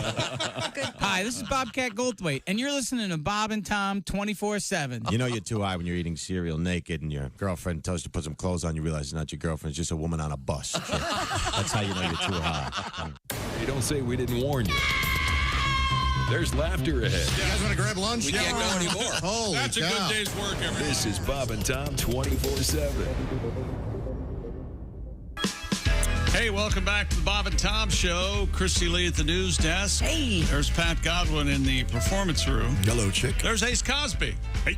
He's manning the track phone hotline hot phone. There's Willie Griswold. Yo. I'm Chick McGee, and here's Tom Griswold. Thank you very much. Oh, wait a second. The room just got a lot more handsome. How did that happen? I look at the big screen and I see Charlie Behrens. Hey, Charlie, how are you, sir? Geez, just trying to bat away that beautiful compliment. Thank you. And I want to apologize that you complimented me in typical Midwest fashion. Thank you again, and sorry you had to do it. Charlie, for those not familiar with your work, you have been called the quintessential Midwesterner. I did notice that they're now kind of qualifying it as a Northern Midwesterner because I learned when I was in school that people consider the Midwest pretty much everything from Pennsylvania to Idaho. It's a big swath of this great country of ours. It's not really fair. But you are specifically from where? Well, from Wisconsin. Yeah, I mean, I'm glad you brought that up because, the Midwest, it is a big blob. It's got both mid and west in it. So that's pretty much everything other than east, if you really think about that. The technical definition includes 12 states, and it goes as high as I don't know who's higher. Well, Minnesota, Wisconsin, depending on where you draw the line over the water. Minnesota, and then it goes as far down as Missouri. Which obviously has its, that's got a lot of Southern culture in there, So everyone's got their own definition. At the end of the day, it really just matters how much you appreciate beer, honestly. Charlie Behrens is our guest. Charlie, your book is The Midwest Survival Guide. Can you give me a couple of tips? And I was born in the Midwest and have lived there most of my life. Can you help me here? What do I need to know about what I need to know? Yeah, a couple things. I mean, let's just start off with this weather, right? First and foremost, there are meteorologists that have spent their entire professional careers studying Doppler radar, satellite data, historical trends. But when they get the weather right, do you give them credit? Absolutely not. No, you say, I can feel that in my right knee. I could smell that tornado coming. I could smell it. I could smell it in my big toe. And so I knew it the whole time. They pay the meteorologists too gosh darn much. I tell you that right now. So that's one thing for sure. And then, of course, you got to do the Midwest nice, which is be nice now and ask questions later, So, of course, if someone steps on your foot, you apologize to them for having your foot in the region of their foot. Sure. You're taking up ground space. It's a bunch of stuff like that. And I could, and you have to, if you got it doesn't matter if it's a tornado watch or a tornado warning, your dad is always watching from the front stoop. So, we got that. And I could go on and on. Unless you had any specific questions, I could just keep going on. What is your history of your romance with beer, may I ask? Oh, me and beer, we've known each other a while. I'll tell you that right now. I remember my first beer was a Red Dog. Have you ever had a Red Dog beer? No. That sounds great. Well, you've never been at the wrong bungalow in Milwaukee. I'll tell you that right now. First one was at a baptism that I had. I was an age that I'm not willing to admit over the radio, but it was. It was my first beer, Red Dog. Got a great logo. It looks like a big bulldog. I think you can only get it around Milwaukee. Oh. Actually, I tried buying a 30 rack of Red Dog the other day at the Walgreens, and they asked me. They had two questions they could have asked me. Are you over 21 or are you under 40? And they chose, are you under 40? I was like, excuse me, I'm way closer to 21 than I am to 40. And then I as those words came out of my mouth, I was like, I'm just going to leave now. Because even before there was the whole craft beer world, there were a lot of small Midwestern breweries. Oh, like Leinenkugel's was Stroh's, Yeah. Rolling Rock. Yeah. Little Kings, you could only get in Cincinnati. Little Kings, great beer. Yeah, well, Leinenkugel's, I tell you, that was one of the classic craft beers, and that was the first beer I drank while water skiing. So, bottle, and you don't want to ski with bottles, but yeah, there are a lot of great ones, and a lot of them started in Wisconsin, obviously with the beer boom of the, as soon as they made it illegal, Wisconsin was like, I know some loopholes. And, Yeah, Charlie, I have buddies that are comedians in Chicago, and whenever they work comedy on state, I make sure they bring me down a case of a Spotted Cow beer from New Glarus. Oh, my, you can only get it in Wisconsin. It's the greatest. I want to get back to this water skiing thing, though. I'm a big fan. Yeah. Now, isn't Wisconsin the home of the famous guy that can water ski on stilts? Oh, for God's sakes. Not a famous guy. Are you talking about Tommy Bartlett? Well, Tommy Bartlett show in the Wisconsin Dells? Or is there another stilted water skier I'm familiar with? Didn't Tommy Bartlett have to shut his show down due to the pandemic, I thought? Yeah, it's a tragedy, but Yes. I think I'm about to start a GoFundMe to get that sucker back, because that's one of the greatest. It is. Institutions alive. Yeah, I've gone off those ski jumps. I did one time, and it did not end well. So that is a tough thing to do. Now, last time we talked to you, we had just watched your was it luging, or remember it was something snow ice related. What was it again? Yeah, it was the ice luge. The U.S. Olympic luge team invited me to go down their luge track. I did that, and I still am happy to report have nerve damage in this arm. Yeah, not even kidding. No, they put you on this little. If you could take 2 ice skates. Actually, you take 20 ice skates, you chop off the blades of all of them, tie those blades together, and then get a couple 2x4s, drill those together, then send it down a big ice slide at 80 miles an hour. That's how dumb that sport is. And I'm here to report that they are very good at what they do, and I am not. Now, honestly, that takes a lot of skill, and I just lack all the skill. Charlie Behrens is our guest, kind of a daredevil. So you actually did one of those ski jumps. I've been water skiing a lot, but I've never done that. That had to be pretty cool. Were you scared? It was very cool. I was terrified, actually. It was Beaver Dam, Wisconsin, and I went out with their ski team there, and they take me around, and I'm getting ready to go. I do have a helmet on, buckled, the whole deal. But on my first go-round, as I'm heading up to the ski jump, and they tell you 3 things: knees, trees, and I forgot the 3rd thing, and that's probably why I fell. But I was distracted by a dead carp right in front of the ski jump. And you know those dead carp, when they float to the top, they get all gassy. And I think one of them, I don't want to gross anyone out with your morning coffee, but there was a dead carp floating there, and I think it knocked me off my concentration, because then I'm thinking, they got carp in here. I wonder if they're jumping. I started thinking about walleyes, and the rest is history. Wow. Well, we're speaking with Charlie Behrens. Charlie, if people want to find out more about you, what's the best place to do that? Yeah, all you got to do is Google Charlie Behrens or the Man's Walk Minute, and then things will pop up, and you can click on them. And yeah, charliebehrens.com, very simple. Or and by the way, your Behrens is Berens. Yeah. Was that shortened? Was it originally something? Yeah, I do think what happens, my great-great-great-grandfather came over here from somewhere else, and he had been a little liquored up on the vessel he came in on, and, forgot how to spell it. And so, everybody misspells it. They put an H in there. They think there's a silent H. There's no H. They spell it with, like, bear. Which would be a lot cooler of a name, but no, Berens. All right. So, and the Manitowoc Minute, real quick before we go, explain what Manitowoc is.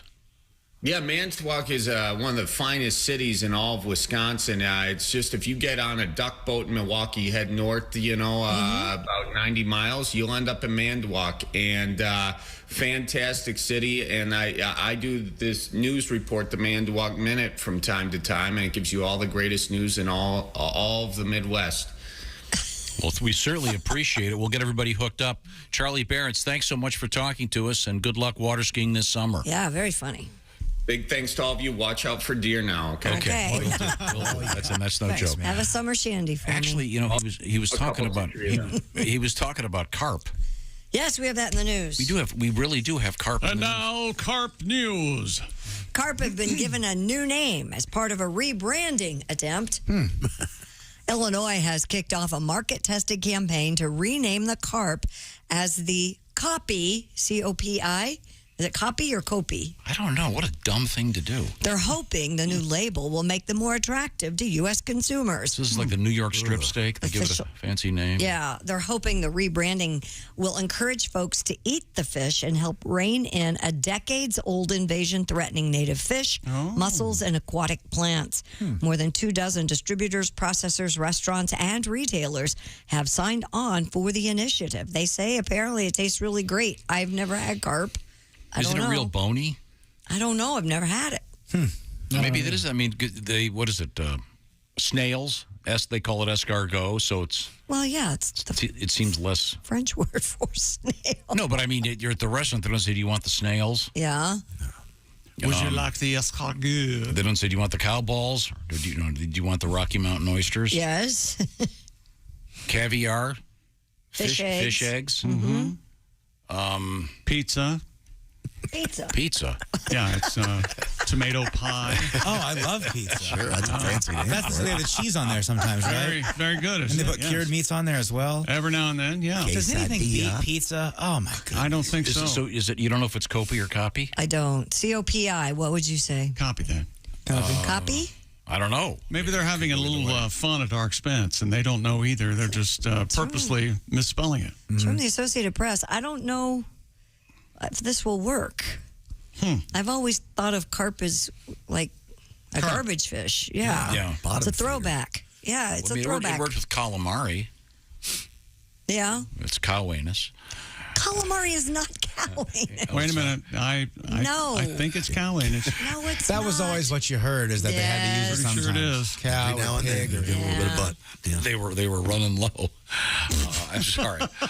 Have we now, Pat? I was thinking about this mystery horse thing. Yeah. Mystery horse. And I know this is kind of a stretch, so I'm gonna let you help me get to it. I'm your guy. Let's just say you had a horse. He's your boy. And you did kind of a Three Stooges thing where you painted big stripes on him. Yeah. You following me here? Turn it into a zebra? Turn it into a zebra. Uh-huh. Because we had that missing horse in San Antonio that they found this horse. They didn't know what it was. Walking around a neighborhood. We had a story. I've got it right here in front of me. In Santa Barbara, California, there were multiple sightings of a loose zebra. And they were trying to find out who it belonged to and trying to catch this thing. Did it come from the Hearst Castle? Did it come south? They don't know. But in any event, it was a loose zebra, so it's kind of like a loose horse. And didn't you have a zebra song? Okay. Wandering zebra. Here we go. Oh, well, I'm the type of zebra who'll never settle down. Hey! I broke out of the zoo and I roam around the town. I like to eat some bark, an apple if it's ripe. It's hard to blend in a park, you know, on account of the stripes. They call me the wanderer, the zebra wanderer. My stripes go up and down and up and down. You know they do. I'm no Marty from Madagascar. The movie didn't get it right. Zebras aren't from there. Try to pet me, I will bite. Don't put a saddle on my back. Oh, I'll make you cry. Kick you into the face. Give you a 3-week black eye. Here comes my handlers with tranquilizers. My stripes go up and down.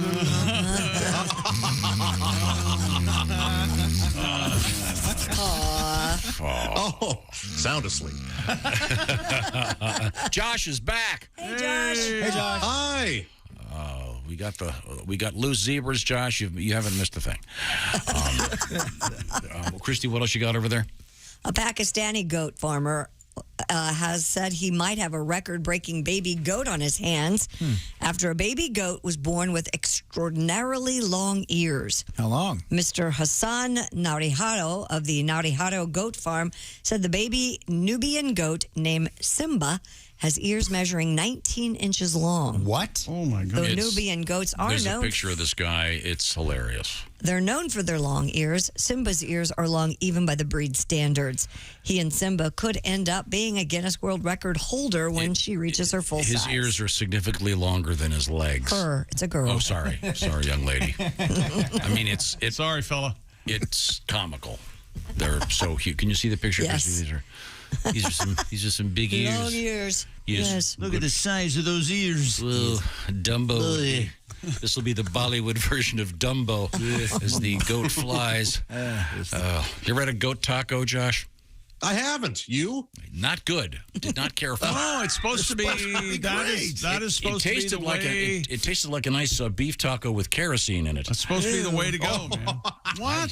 Yeah. Why would they make it taste like kerosene? It must have just been my palate. Yeah. Your distinguished palate. My jejune palate. Yeah. Sophisticated enough. I'm used to veal cutlet. Yeah, he is used to veal cutlets. You're right, Pat. Breaded veal cutlets. We called them scabs. They made delightful tacos. You know what's coming up on Saturday, Christy? What? Global Beatles Day. Oh, yeah. How should I forget? Try to do another Beatles tribute coming up tomorrow.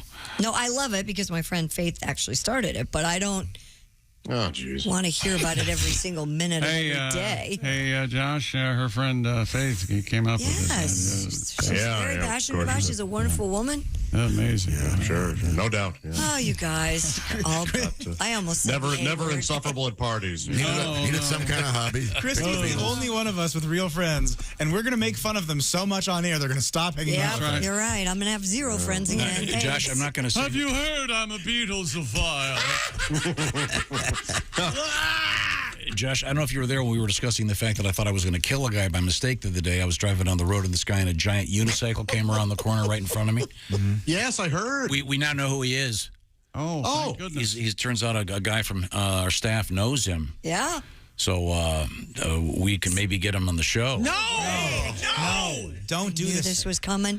I'm all for it. I'm all for Is he it. going to ride down here on his unicycle? I don't Or does it I look hope far? best. If he's in the parking lot, when I walk outside, I'm throwing a stick in his spokes. Yeah. I'll tell you that right now. You keep I him love a out. unicycle. But Josh, Keep it's him a outside. giant unicycle. He's like 5 feet off the ground.